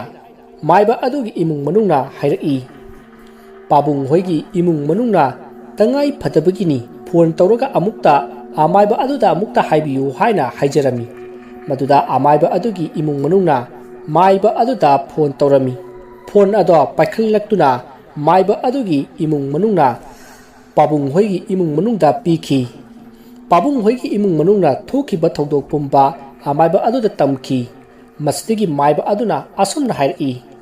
"ꯑꯔꯨꯕ ꯊꯥꯗꯣꯛꯄ ꯌꯥꯗꯕ ꯂꯥꯏ ꯈꯣꯏꯔꯝꯕꯒꯤ ꯊꯕꯛ ꯑꯃ ꯂꯩꯔꯦ꯫ ꯅꯈꯣꯏ ꯁꯥꯎꯔꯅꯨ, ꯍꯌꯦꯡ ꯑꯌꯨꯛ ꯉꯟꯇꯥ ꯂꯥꯛꯂꯒꯦ꯫ ꯑꯗꯣ ꯅꯈꯣꯏꯒꯤ ꯌꯨꯝꯒꯤ ꯂꯥꯏꯅꯤꯡꯊꯧ ꯁꯅꯥꯃꯍꯤ ꯑꯃꯗꯤ ꯏꯃꯥ ꯂꯩꯃꯔꯦꯟ ꯁꯤꯗꯕꯤꯗ ꯂꯥꯏꯒꯤ ꯑꯣꯏꯕ ꯄꯣꯠꯂꯝ ꯆꯩꯂꯝ ꯈꯔ ꯀꯠꯂꯒ ꯏꯄꯥ ꯏꯃꯥꯒꯤ ꯃꯐꯝꯗ ꯂꯥꯏꯅ ꯆꯦꯟꯈ꯭ꯔꯤꯕ ꯏꯕꯨꯡꯉꯣ ꯑꯗꯣ ꯇꯦꯛꯇ ꯀꯥꯏꯗꯅ ꯌꯨꯝꯗ ꯌꯧꯍꯟꯕꯤꯔꯛꯎ ꯍꯥꯏꯅ ꯅꯤꯖꯧ꯫ ꯂꯥꯏꯅꯤꯡꯊꯧ ꯁꯅꯥꯃꯍꯤ ꯑꯃꯗꯤ ꯏꯃꯥ ꯂꯩꯃꯔꯦꯟ ꯏꯄꯥ ꯏꯃꯥ ꯑꯅꯤꯅ ꯆꯥꯟꯕꯤꯔꯕꯗꯤ ꯁꯣꯏꯗꯅ ꯏꯕꯨꯡꯉꯣ ꯑꯗꯣ ꯇꯦꯛꯇ ꯀꯥꯏꯗꯅ ꯌꯨꯝꯗ ꯍꯜꯂꯛꯀꯅꯤ"꯫ ꯃꯁꯤꯗꯒꯤ ꯂꯥꯏꯅꯤꯡꯊꯧ ꯁꯅꯥꯃꯍꯤ ꯑꯃꯗꯤ ꯏꯃꯥ ꯂꯩꯃꯔꯦꯟ ꯁꯤꯗꯕꯤ ꯑꯅꯤꯗ ꯀꯠꯄꯗ ꯆꯪꯒꯗꯕ ꯄꯣꯠꯆꯩꯁꯤꯡ ꯑꯗꯣ ꯐꯣꯟꯗ ꯍꯥꯏꯔꯛꯂꯝꯃꯤ꯫ ꯃꯁꯤꯗꯒꯤ ꯄꯥꯕꯨꯡ ꯍꯣꯏꯒꯤ ꯏꯃꯨꯡ ꯃꯅꯨꯡꯅ ꯂꯥꯏꯅꯤꯡꯊꯧ ꯁꯅꯥꯃꯍꯤ ꯑꯃꯗꯤ ꯏꯃꯥ ꯂꯩꯃꯔꯦꯟ ꯁꯤꯗꯕꯤ ꯑꯅꯤꯗ ꯀꯠꯀꯗꯕ ꯄꯣꯠꯆꯩꯁꯤꯡ ꯑꯗꯣ ꯂꯥꯡꯂꯝꯃꯤ꯫ ꯄꯣꯠꯆꯩꯁꯤꯡ ꯑꯗꯣ ꯂꯥꯡꯕ ꯂꯣꯏꯔꯕ ꯃꯇꯨꯡꯗ ꯄꯥꯕꯨꯡ ꯑꯗꯨꯒꯤ ꯂꯣꯏꯅꯕꯤꯅ ꯂꯥꯏꯒꯤ ꯄꯣꯠꯆꯩꯁꯤꯡ ꯑꯗꯣ ꯃꯈꯣꯏꯒꯤ ꯌꯨꯝꯒꯤ ꯂꯥꯏꯅꯤꯡꯊꯧ ꯁꯅꯥꯃꯍꯤ ꯑꯃꯗꯤ ꯏꯃꯥ ꯂꯩꯃꯔꯦꯟ ꯁꯤꯗꯕꯤ ꯏꯄꯥ ꯏꯃꯥ ꯑꯅꯤꯗ ꯀꯠꯆꯗꯨꯅ ꯃꯍꯥꯛꯀꯤ ꯃꯄꯨꯔꯣꯏꯕꯗꯣ ꯐꯠꯇꯕ ꯊꯧꯗꯣꯛ ꯋꯥꯊꯣꯛ ꯊꯣꯛꯍꯟꯗꯕꯤꯗ ꯑꯇꯦꯛ ꯑꯀꯥꯏ ꯌꯥꯎꯗꯅ ꯃꯍꯥꯛꯀꯤ ꯃꯄꯨꯔꯣꯏꯕ ꯑꯗꯣ ꯌꯨꯝꯗꯗꯤ ꯌꯧꯍꯟꯕꯤꯔꯛꯎ ꯍꯥꯏꯅ ꯀꯞꯄꯒ ꯈꯣꯏꯔꯝꯖꯕꯗꯨ ꯇꯥꯕꯗ ꯂꯩꯀꯥꯏ ꯃꯤꯌꯥꯝ ꯐꯥꯎꯕ ꯅꯨꯡꯉꯥꯏꯅꯈꯤꯗꯦ꯫ ꯄꯥꯕꯨꯡ ꯑꯗꯨ ꯊꯤꯔꯨꯅꯤ ꯍꯥꯏꯗꯨꯅ ꯂꯧꯕꯨꯛꯇ ꯀꯨꯝꯈꯤꯕ ꯑꯃꯗꯤ ꯆꯤꯡꯗ ꯀꯥꯈꯤꯕ ꯂꯩꯀꯥꯏꯒꯤ ꯃꯤꯌꯥꯝ ꯄꯨꯝꯕ ꯂꯣꯏꯅ ꯍꯟꯅꯔꯛꯂꯤ꯫ ꯂꯩꯀꯥꯏꯒꯤ ꯃꯤꯌꯥꯝ ꯑꯗꯨꯅ ꯑꯁꯨꯝꯅ ꯄꯥꯕꯨꯡ ꯍꯣꯏꯒꯤ ꯏꯃꯨꯡ ꯃꯅꯨꯡꯗ ꯑꯁꯨꯝꯅ ꯍꯥꯏꯔꯛꯏ, "ꯐꯅ ꯌꯥꯝꯅ ꯊꯤꯔꯦ, ꯐꯪꯕ ꯀꯧꯕ ꯂꯩꯇ꯭ꯔꯦ꯫ ꯄꯨꯡꯁꯨ 10 ꯇꯥꯔꯦ, ꯆꯥꯛ ꯏꯁꯤꯡ ꯆꯥꯔꯨꯈꯤꯒꯦ, ꯑꯗꯨꯒ ꯍꯌꯦꯡ ꯑꯌꯨꯛ ꯊꯤꯔꯁꯤ ꯍꯥꯏꯕꯕꯨ ꯅꯈꯣꯏꯅ ꯀꯔꯤ ꯍꯥꯏꯔꯤꯕ"꯫ ꯃꯗꯨꯗ ꯄꯥꯕꯨꯡꯒꯤ ꯂꯣꯏꯅꯕꯤ ꯑꯗꯨꯅ ꯀꯞꯅ ꯂꯩꯀꯥꯏꯒꯤ ꯃꯤꯌꯥꯝꯗ ꯍꯥꯏꯖꯔꯛꯏ, "ꯃꯌꯥꯝꯅ ꯆꯥꯟꯕꯤꯗꯨꯅ ꯑꯩꯒꯤ ꯏꯄꯨꯔꯣꯏꯕ ꯑꯗꯣ ꯐꯪꯅꯅꯕ ꯊꯤꯕꯤꯌꯨ꯫ ꯃꯌꯥꯝꯒꯤ ꯇꯧꯕꯤꯃꯜ ꯑꯩ ꯄꯨꯟꯁꯤ ꯆꯨꯞꯄ ꯀꯥꯎꯖꯔꯣꯏ" ꯍꯥꯏꯅ ꯀꯞꯅ ꯍꯥꯏꯖꯔꯛꯏ꯫ ꯇꯧꯔꯤꯕ ꯃꯑꯣꯡ ꯑꯗꯨꯗ ꯂꯩꯀꯥꯏ ꯃꯤꯌꯥꯝꯁꯨ ꯅꯨꯡꯉꯥꯏꯖꯗꯦ꯫ "ꯅꯪꯒꯤ ꯅꯄꯨꯔꯣꯏꯕꯗꯣ ꯀꯩꯁꯨ ꯇꯧꯔꯣꯏ, ꯑꯩꯈꯣꯏꯅ ꯐꯪꯅꯅꯕ ꯊꯤꯒꯅꯤ" ꯍꯥꯏꯅ ꯊꯦꯝꯖꯤꯟꯕꯤꯔꯝꯂꯒ ꯂꯩꯀꯥꯏ ꯃꯤꯌꯥꯝꯁꯤꯡ ꯑꯗꯣ ꯆꯠꯈ꯭ꯔꯦ꯫ ꯌꯨꯝꯊꯪꯅꯕꯒꯤ ꯃꯤ ꯈꯔꯗꯨ ꯃꯉꯥꯏꯔꯦ ꯂꯩꯍꯧꯔꯤꯕꯁꯤ꯫ ꯑꯍꯤꯡꯗꯨꯃꯗꯤ ꯌꯨꯝꯊꯪꯅꯕꯒꯤ ꯃꯤ ꯈꯔ ꯑꯗꯨꯅ ꯄꯥꯕꯨꯡ ꯍꯣꯏꯒꯤ ꯏꯃꯨꯡ ꯃꯅꯨꯡ ꯑꯗꯣ ꯊꯦꯝꯖꯤꯟꯕꯤꯕ ꯑꯣꯏꯅ ꯑꯍꯤꯡ ꯑꯗꯨꯃ ꯌꯨꯝ ꯑꯗꯨꯗ ꯂꯩꯃꯤꯟꯅꯔꯤ꯫ ꯑꯁꯨꯝꯅ ꯍꯧꯈꯤꯕꯅ ꯅꯣꯡꯉꯥꯜꯂꯛꯂꯝꯃꯤ꯫ ꯑꯌꯨꯛꯀꯤ ꯄꯨꯡ 6 ꯇꯥꯔꯛꯄ ꯑꯗꯨꯋꯥꯏꯗ ꯑꯇꯣꯞꯄ ꯈꯨꯜꯒꯤ ꯃꯥꯏꯕ ꯑꯗꯣ ꯂꯥꯛꯈꯤ꯫ ꯃꯥꯏꯕ ꯑꯗꯨꯅ ꯂꯥꯏꯁꯣꯟ ꯁꯣꯟꯗꯨꯅ ꯌꯦꯡꯕꯗ ꯈꯪꯕ ꯉꯝꯈꯤ ꯃꯗꯨꯗꯤ ꯄꯥꯕꯨꯡ ꯑꯗꯣ ꯌꯨꯝꯗ ꯀꯔꯤꯒꯨꯝꯕ ꯄꯣꯠꯁꯛ ꯑꯃ ꯂꯧꯕ ꯂꯥꯛꯀꯅꯤ ꯍꯥꯏꯕꯁꯤ ꯈꯪꯂꯝꯃꯤ꯫ ꯄꯥꯕꯨꯡ ꯑꯗꯣ ꯌꯨꯝꯗ ꯀꯔꯤꯒꯨꯝꯕ ꯄꯣꯠꯁꯛ ꯑꯃ ꯂꯧꯕ ꯂꯥꯛꯀꯅꯤ ꯑꯗꯨꯅ ꯃꯌꯥꯝ ꯃꯥꯅ ꯌꯨꯝꯗ ꯂꯥꯛꯏꯉꯩ ꯑꯗꯨꯗ ꯃꯥꯕꯨ ꯐꯥꯍꯧꯒꯗꯕꯅꯤꯀꯣ꯫ ꯃꯁꯤꯗꯒꯤ ꯄꯥꯕꯨꯡꯒꯤ ꯏꯃꯨꯡ ꯃꯅꯨꯡꯒꯤ ꯃꯤꯑꯣꯏ ꯄꯨꯝꯕ ꯂꯩꯀꯥꯏ ꯃꯤ ꯃꯌꯥꯝ ꯑꯃ ꯀꯧꯕ ꯆꯠꯂꯝꯃꯤ꯫ ꯃꯁꯤꯗꯒꯤ ꯂꯩꯀꯥꯏꯒꯤ ꯃꯤ ꯈꯔꯗꯤ ꯂꯥꯛꯅꯔꯤ꯫ ꯑꯌꯨꯛꯀꯤ ꯄꯨꯡ 13 ꯇꯥꯔꯛꯄ ꯑꯗꯨꯋꯥꯏꯗ ꯂꯩꯀꯥꯏꯒꯤ ꯃꯥꯏꯕ ꯑꯗꯨꯁꯨ ꯂꯥꯛꯂꯝꯃꯤ꯫ ꯄꯥꯕꯨꯡ ꯑꯗꯨꯒꯤ ꯏꯃꯨꯡ ꯃꯅꯨꯡꯅ ꯊꯣꯛꯈꯤꯕ ꯊꯧꯗꯣꯛ ꯄꯨꯝꯕ ꯂꯣꯏꯅ ꯂꯩꯀꯥꯏꯒꯤ ꯃꯥꯏꯕ ꯑꯗꯨꯗ ꯇꯝꯂꯝꯃꯤ꯫ ꯊꯪꯅꯕ ꯈꯨꯜꯒꯤ ꯏꯇꯥꯎ ꯃꯥꯏꯕꯁꯨ ꯌꯥꯎꯕꯤꯔꯝꯂꯦꯗꯅ꯫ ꯍꯧꯖꯤꯛꯇꯤ ꯑꯃꯥꯏꯕ ꯑꯩꯈꯣꯏ ꯑꯅꯤ ꯁꯨꯔꯕꯅꯤꯅ ꯏꯕꯨꯡꯉꯣ ꯑꯗꯣ ꯁꯣꯏꯗꯅ ꯊꯤꯕ ꯐꯪꯂꯒꯅꯤ, ꯀꯔꯤꯁꯨ ꯋꯥꯔꯨꯔꯅꯨ ꯍꯥꯏꯅ ꯃꯌꯥꯝꯗꯣ ꯐꯥꯊꯕꯤꯔꯝꯃꯤ꯫ ꯉꯥꯏꯍꯥꯛ ꯂꯩꯕꯒ ꯊꯣꯡꯒꯥꯜꯂꯣꯝꯗꯒꯤ ꯃꯤ ꯑꯃ ꯆꯪꯂꯛꯏ꯫ ꯃꯌꯥꯝꯅ ꯌꯦꯡꯂꯨꯕ ꯃꯇꯝꯗꯗꯤ ꯄꯥꯕꯨꯡꯗꯣ ꯑꯣꯏꯔꯝꯃꯤ꯫ ꯄꯥꯕꯨꯡ ꯑꯗꯣ ꯁꯪꯒꯣꯏꯗꯒꯤ ꯈꯣꯡꯂꯩ ꯊꯨꯅ ꯃꯥꯒꯤ ꯁꯦꯟꯗꯟ ꯑꯗꯨ ꯄꯨꯔꯒ ꯊꯣꯡꯒꯥꯜꯂꯣꯝꯗ ꯆꯦꯟꯊꯣꯛꯈ꯭ꯔꯦ꯫ ꯂꯝꯕꯤꯗ ꯂꯩꯀꯥꯏꯒꯤ ꯃꯁꯥ ꯃꯎ ꯐꯕ ꯅꯨꯄꯥ ꯑꯃꯅ ꯄꯥꯕꯨꯡ ꯑꯗꯣ ꯊꯦꯡꯅꯕꯗ ꯐꯥꯔꯝꯃꯤ꯫ ꯄꯥꯕꯨꯡ ꯑꯗꯨꯗꯤ ꯃꯁꯥꯁꯨ ꯌꯥꯝꯅ ꯐꯠꯇꯦ, ꯑꯗꯨꯒ ꯃꯁꯥꯁꯨ ꯌꯥꯝꯅ ꯁꯣꯟꯕꯅꯤ꯫ ꯑꯗꯨꯕꯨ ꯅꯨꯃꯤꯠ ꯑꯗꯨꯗꯤ ꯂꯥꯏꯅ ꯄꯨꯕꯅꯔ ꯈꯪꯗꯦ, ꯃꯄꯥꯡꯒꯜ ꯌꯥꯝꯅ ꯀꯟꯈꯠꯂꯛꯏ꯫ ꯃꯁꯥ ꯐꯕ ꯅꯨꯄꯥ ꯑꯗꯨ ꯄꯥꯕꯨꯡꯅ ꯅꯨꯄꯥ ꯑꯗꯨꯒꯤ ꯐꯥꯔꯝꯕ ꯃꯈꯨꯠ ꯑꯅꯤ ꯑꯗꯣ ꯂꯥꯏꯅ ꯂꯧꯊꯣꯛꯇꯨꯅ ꯅꯥꯟꯊꯣꯛꯂꯒ ꯆꯦꯟꯈ꯭ꯔꯦ꯫ ꯃꯁꯤꯗꯒꯤ ꯃꯥꯏꯕ ꯑꯅꯤ ꯑꯗꯨꯒ ꯂꯣꯏꯅꯅ ꯂꯩꯀꯥꯏ ꯃꯤꯌꯥꯝ ꯍꯨꯞꯇꯨꯅ ꯄꯥꯕꯨꯡ ꯑꯗꯣ ꯇꯥꯟꯅꯔꯛꯏ꯫ ꯑꯗꯨꯕꯨ ꯅꯨꯃꯤꯠ ꯑꯗꯨꯗꯤ ꯂꯥꯏꯅ ꯄꯨꯕꯅꯔ ꯈꯪꯗꯦ, ꯄꯥꯕꯨꯡ ꯑꯗꯨꯗꯤ ꯂꯝꯖꯦꯟ ꯑꯣꯟꯊꯣꯛꯅ ꯌꯥꯡꯈ꯭ꯔꯦ, ꯃꯌꯥꯝꯅ ꯇꯥꯟꯅꯕꯗ ꯐꯪꯗ꯭ꯔꯤ꯫ ꯃꯁꯤꯗꯒꯤ ꯅꯨꯄꯥ ꯑꯅꯤꯅ ꯒꯥꯔꯤ ꯃꯆꯥ ꯑꯃ ꯊꯧꯗꯨꯅ ꯄꯥꯕꯨꯡ ꯑꯗꯣ ꯇꯥꯟꯅꯈ꯭ꯔꯦ꯫ ꯒꯥꯔꯤ ꯃꯆꯥ ꯑꯗꯣ ꯀꯟꯅ ꯊꯧꯔꯛꯄꯗ ꯄꯥꯕꯨꯡ ꯆꯦꯜꯂꯤꯕ ꯑꯗꯨꯒ ꯌꯥꯝꯅ ꯅꯛꯅꯔꯝꯃꯤ꯫ ꯃꯁꯤꯗꯒꯤ ꯇꯨꯡꯗ ꯇꯣꯡꯂꯤꯕ ꯅꯨꯄꯥ ꯃꯆꯥ ꯑꯗꯨꯅ ꯄꯥꯕꯨꯡꯒꯤ ꯐꯨꯔꯤꯠ ꯑꯗꯨ ꯂꯥꯝꯗꯨꯅ ꯐꯥꯔꯒ ꯒꯥꯔꯤꯗꯒꯤ ꯁꯠ ꯂꯥꯎꯅ ꯆꯣꯡꯊꯗꯨꯅ ꯄꯥꯕꯨꯡ ꯑꯗꯣ ꯐꯥꯈ꯭ꯔꯦ꯫ ꯃꯁꯤꯗꯒꯤ ꯒꯥꯔꯤ ꯊꯧꯔꯛꯄ ꯅꯨꯄꯥ ꯑꯗꯨꯁꯨ ꯒꯥꯔꯤ ꯈꯣꯡꯂꯩ ꯊꯨꯅ ꯒꯥꯔꯤ ꯑꯗꯣ ꯈꯥꯝꯂꯒ ꯂꯩꯃꯥꯏꯗ ꯊꯝꯂꯝꯂꯒ ꯄꯥꯕꯨꯡ ꯑꯗꯣ ꯐꯥꯕ ꯌꯥꯎꯔꯝꯃꯤ꯫ ꯅꯨꯃꯤꯠ ꯑꯗꯨꯒꯤ ꯄꯥꯕꯨꯡꯒꯤ ꯃꯄꯥꯡꯒꯜ ꯑꯗꯣ ꯑꯉꯛꯄꯅꯤ, ꯂꯥꯏꯅ ꯄꯨꯕ ꯍꯥꯏꯕꯗꯨꯅꯤ꯫ ꯄꯥꯕꯨꯡꯅ ꯏꯔꯥꯏ ꯂꯥꯏꯅ ꯅꯨꯄꯥ ꯑꯅꯤꯗꯨꯒꯤ ꯃꯈꯨꯠ ꯑꯗꯣꯏꯔꯥꯏ ꯂꯥꯏꯅ ꯂꯧꯊꯣꯛꯇꯨꯅ ꯅꯨꯄꯥ ꯑꯅꯤ ꯑꯗꯣ ꯏꯟꯊꯨꯔꯝꯂꯒ ꯆꯦꯟꯈ꯭ꯔꯦ꯫ ꯄꯥꯕꯨꯡ ꯑꯗꯨꯅ ꯆꯦꯟꯈ꯭ꯔꯤꯕ ꯑꯗꯣ ꯇꯥꯡꯖꯦꯡꯒꯤ इरक वा कौबा मफम अमा लई अदोमदनी चेनखिबसी इरक वा हारिबा मफम मसे थानदगी हौना लाइफम कनबा जगानी इरक वा मफम मसिदा वाइथौ फावबा याबा लंबी अमा लई पाबुंगना इरक वा लोमदा चेनखिबा अदुदा लेकाइगी मी खरा अमना मखोइगी वाइथौदा लैबा खंगना चानबा खरादा मी अमा लाइना चेनख्रे इरक वा लोमदा चेनखिगे तौरे नखोइ वाइथौ लोमदगी मी खरा पुरगा इरक वा लोमदा लाओ अदुगा इरक वादा थत्तुना लैरो अदुगा लाइना चेनबा मी अदो पुलप पुना फामिनसी अदो खरा थुबिरओ हाइना हाइरमी मसिदगी वाइथौ लोमदगी मी खरा खोंलै थुना लाक्तुना इरक वा लोमदा थत्तुना लैख्रे मसिदगी पाबुंग अदो इरक वा लोमदा यरकी इरक वा यौबदगी पाबुंग अदो वाइथौ लोमदगी लाक्पा मी सिंग अदुना फारी पाबुंग अदो हेक फाबगा लेकाइगी मियामसु इरक वा लोमदा यौसिनरक्लमी मसिदगी वाइथौ लोमदगी मीना पाबुंग अदो अखोइ लेकाइ मियामदा खुसिनरखी लेकाइ मियामना पाबुंग अदो फारगा मयुम तमना पोरखी पाबुंग अदो लावबा खोंबा चेनगे हाइना लांगना फनबा कया अमा तोरखी मसिदगी अमाइबा अनि अदुना लाई खोइरमबदी युमदा ओइना खोइरमसी हाइना हाइरक्लमी लेकाइ मियामना पाबुंग अदो फादुना पोरकपदो पाबुंग होइगी yum जोरक्ले अदुदा पाबुंगना आइबु अमुक्ता थादोकपियु आइगी इताउ अनिना आइबु ngaihori lamsang lakpaduda sendal tongdrabadi chatpa nungaiti haibadagi sendal lawba lakpani makhoi anina aibu ngaihori aibu thadokpiyu haina lawba khongba tawrai masidagi maiba aniduna hanagi ahanba lai khoirambada changkiba pochai singado sap manana langlo haiduna pabung hoigi imung manungda hairami masidagi pabung hoigi imung manungna lai khoirambada sangadaba pochai singado langli मसिदगी नुंथिलगी पुंग अनि तरकपा दुवाइदा माइबा अनिदुना तौरगा लाई खोइरम थोकले मसिदगी पाबुंग अदो तपना तपना ग्यान लाकले मसा अदुसु हानगी मतौगुमना pope तारी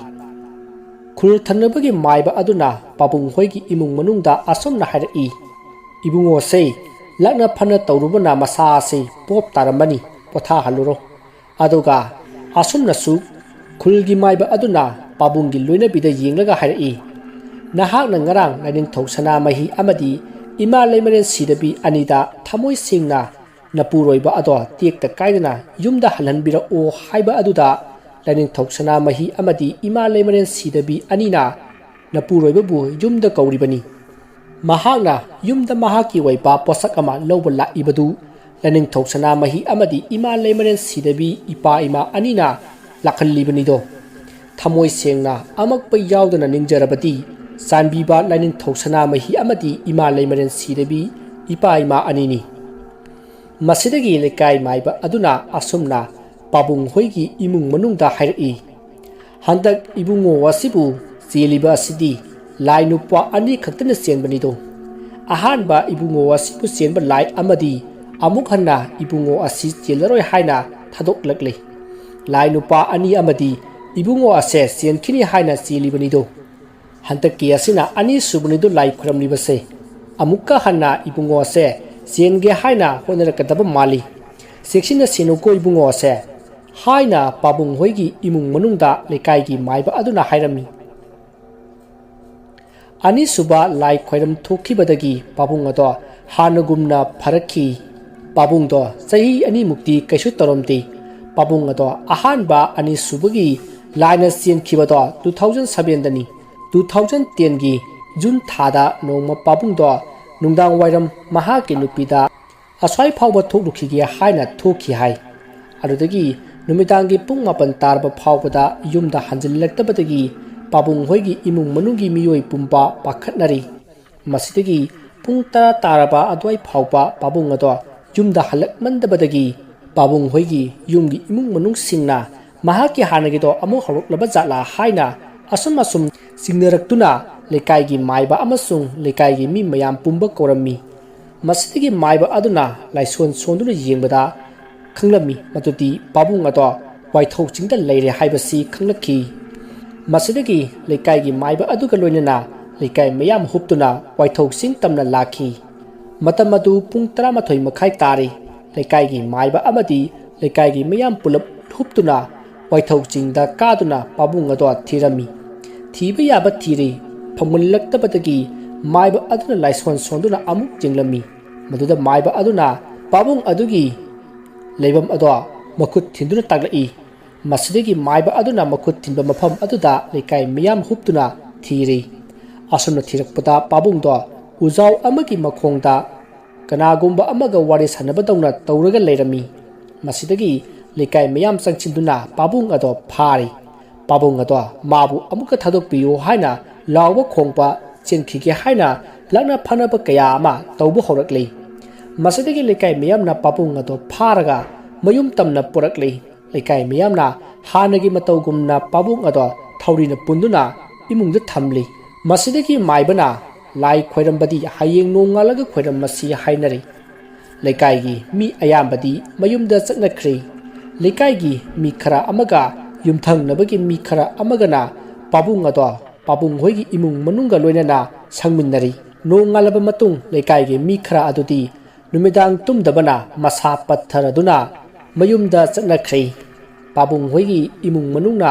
ꯌꯨꯝꯊꯪꯅꯕꯒꯤ ꯃꯤꯁꯤꯡ ꯑꯗꯨꯗ ꯋꯥꯕꯒꯤ ꯋꯥꯕ ꯂꯥꯏ ꯈꯣꯏꯔꯝꯕ ꯑꯁꯤ ꯐꯥꯎꯕꯗꯗꯤ ꯌꯥꯎꯃꯤꯟꯅꯔꯁꯤ ꯍꯥꯏꯕꯗꯒꯤ ꯌꯨꯝꯊꯪꯅꯕꯒꯤ ꯃꯤꯁꯤꯡ ꯑꯗꯨꯁꯨ ꯄꯥꯕꯨꯡꯒꯤ ꯂꯥꯏ ꯈꯣꯏꯔꯝꯕꯗꯣ ꯂꯣꯏꯗ꯭ꯔꯤꯕ ꯐꯥꯎꯕ ꯄꯥꯕꯨꯡ ꯑꯗꯣ ꯁꯪꯕꯤꯔꯒꯦ ꯍꯥꯏꯅ ꯍꯥꯏꯔꯛꯂꯝꯃꯤ ꯃꯁꯤꯗꯒꯤ ꯑꯃꯥꯏꯕ ꯑꯗꯨꯅ ꯑꯍꯥꯟꯕ ꯑꯅꯤꯁꯨꯕ ꯂꯥꯏ ꯈꯣꯏꯔꯝꯕꯗ ꯆꯪꯈꯤꯕ ꯄꯣꯠꯆꯩꯁꯤꯡ ꯑꯗꯨꯒ ꯆꯞ ꯃꯥꯟꯅꯅ ꯂꯥꯡꯂꯣ ꯍꯥꯏꯅ ꯄꯥꯕꯨꯡ ꯍꯣꯏꯒꯤ ꯏꯃꯨꯡ ꯃꯅꯨꯡꯗ ꯇꯥꯛꯄꯤꯔꯝꯃꯤ ꯃꯁꯤꯗꯒꯤ ꯄꯥꯕꯨꯡ ꯍꯣꯏꯒꯤ ꯏꯃꯨꯡ ꯃꯅꯨꯡꯅ ꯄꯣꯠꯆꯩꯁꯤꯡ ꯑꯗꯣ ꯂꯥꯡꯂꯝꯃꯤ ꯃꯁꯤꯗꯒꯤ ꯑꯃꯥꯏꯕ ꯑꯗꯨꯅ ꯂꯥꯏ ꯈꯣꯏꯔꯝ ꯊꯣꯛꯄꯗꯒꯤ ꯄꯥꯕꯨꯡ ꯑꯗꯣ ꯇꯞꯅ ꯇꯞꯅ ꯒ꯭ꯌꯥꯟ ꯇꯥꯔꯛꯈꯤ ꯃꯁꯥ ꯑꯗꯨ ꯂꯛꯅ ꯐꯅ ꯇꯧꯔꯨꯕꯅ ꯍꯥꯟꯅꯒꯨꯝꯅ ꯃꯁꯥ ꯑꯗꯣ ꯄꯣꯞ ꯇꯥꯔꯤ ꯃꯁꯤꯗꯒꯤ ꯃꯥꯏꯕ ꯑꯗꯨꯅ ꯄꯣꯊꯥꯍꯜꯂꯨꯔꯣ ꯂꯛꯅ ꯐꯅ ꯇꯧꯔꯨꯕꯒꯤ ꯃꯁꯥ ꯑꯗꯣ ꯄꯣꯞ ꯇꯥꯔꯝꯃꯅꯤ ꯃꯁꯤꯗꯒꯤ ꯃꯥꯏꯕ ꯑꯗꯨꯅ ꯄꯥꯕꯨꯡ ꯍꯣꯏꯒꯤ ꯏꯃꯨꯡ ꯃꯅꯨꯡꯗ ꯑꯁꯨꯝꯅ ꯍꯥꯏꯔꯛꯏ ꯏꯕꯨꯡꯉꯣꯁꯦ ꯂꯥꯏ ꯑꯍꯨꯝꯅ ꯆꯦꯟꯕꯅꯤ ꯂꯥꯏ ꯑꯍꯨꯝꯂꯛ ꯈꯣꯏꯔꯝ ꯊꯣꯛꯂꯕꯅꯤꯅ ꯃꯁꯤꯒꯤ ꯃꯇꯨꯡꯗꯒꯤꯗꯤ ꯑꯃꯨꯛ ꯍꯟꯅ ꯂꯥꯏꯅ ꯆꯦꯟꯒꯗꯕ ꯃꯥꯟꯗ꯭ꯔꯦ ꯑꯍꯥꯟꯕ ꯏꯕꯨꯡꯉꯣ ꯑꯁꯦ ꯆꯦꯟꯕꯗꯨꯗꯤ ꯂꯥꯏ ꯑꯍꯨꯝꯅ ꯆꯦꯟꯕꯅꯤꯗꯣ ꯑꯍꯥꯟꯕ ꯂꯥꯏ ꯈꯣꯏꯔꯝ ꯊꯣꯛꯈ꯭ꯔꯕ ꯃꯇꯨꯡꯗ ꯂꯥꯏ ꯑꯃꯗꯤ ꯃꯄꯨꯡꯅꯤꯡ ꯄꯦꯟꯈ꯭ꯔꯦ ꯂꯥꯏ ꯑꯅꯤ ꯑꯃꯗꯤ ꯃꯄꯨꯡꯅꯤꯡ ꯄꯦꯜꯍꯧꯗ꯭ꯔꯤ ꯑꯅꯤꯁꯨꯕ ꯂꯥꯏ ꯈꯣꯏꯔꯝ ꯊꯣꯛꯈ꯭ꯔꯕ ꯃꯇꯨꯡꯗ ꯂꯥꯏ ꯑꯃꯗꯤ ꯃꯄꯨꯡꯅꯤꯡ ꯄꯦꯟꯈ꯭ꯔꯦ ꯂꯥꯏ ꯑꯃꯗꯤ ꯃꯄꯨꯡꯅꯤꯡ ꯄꯦꯜꯍꯧꯗ꯭ꯔꯤ ꯑꯍꯨꯝꯁꯨꯕ ꯂꯥꯏ ꯈꯣꯏꯔꯝ ꯊꯣꯛꯈ꯭ꯔꯕ ꯃꯇꯨꯡꯗ ꯍꯟꯗꯛꯇꯤ ꯂꯥꯏ ꯑꯍꯨꯝꯃꯛ ꯄꯨꯛꯅꯤꯡ ꯄꯦꯟꯈ꯭ꯔꯦ ꯃꯁꯤꯒꯤ ꯃꯇꯨꯡꯗꯒꯤꯗꯤ ꯏꯕꯨꯡꯉꯣ ꯑꯁꯦ ꯑꯃꯨꯛ ꯍꯟꯅ ꯂꯥꯏꯅ ꯆꯦꯟꯒꯗꯕ ꯃꯥꯟꯗ꯭ꯔꯦ ꯃꯁꯤ ꯍꯥꯏꯔꯝꯂꯒ ꯑꯃꯥꯏꯕ ꯑꯗꯣ ꯗꯈꯤꯅꯥ ꯄꯨꯗꯨꯅ ꯃꯌꯨꯝꯗ ꯍꯟꯈ꯭ꯔꯦ ꯃꯁꯤꯒꯤ ꯃꯇꯨꯡꯗꯒꯤꯗꯤ ꯄꯥꯕꯨꯡ ꯑꯗꯣ ꯍꯥꯟꯅꯒꯤ ꯄꯨꯟꯁꯤꯗ ꯍꯜꯂꯛꯇꯨꯅ ꯑꯃꯨꯛ ꯍꯟꯅꯁꯨ ꯂꯥꯏꯅ ꯆꯦꯟꯈꯤꯗ꯭ꯔꯦ ꯃꯔꯤꯁꯨꯕ ꯋꯥꯔꯤ ꯑꯁꯤ ꯃꯇꯥꯡ ꯑꯁꯤꯗ ꯂꯣꯏꯖꯔꯤ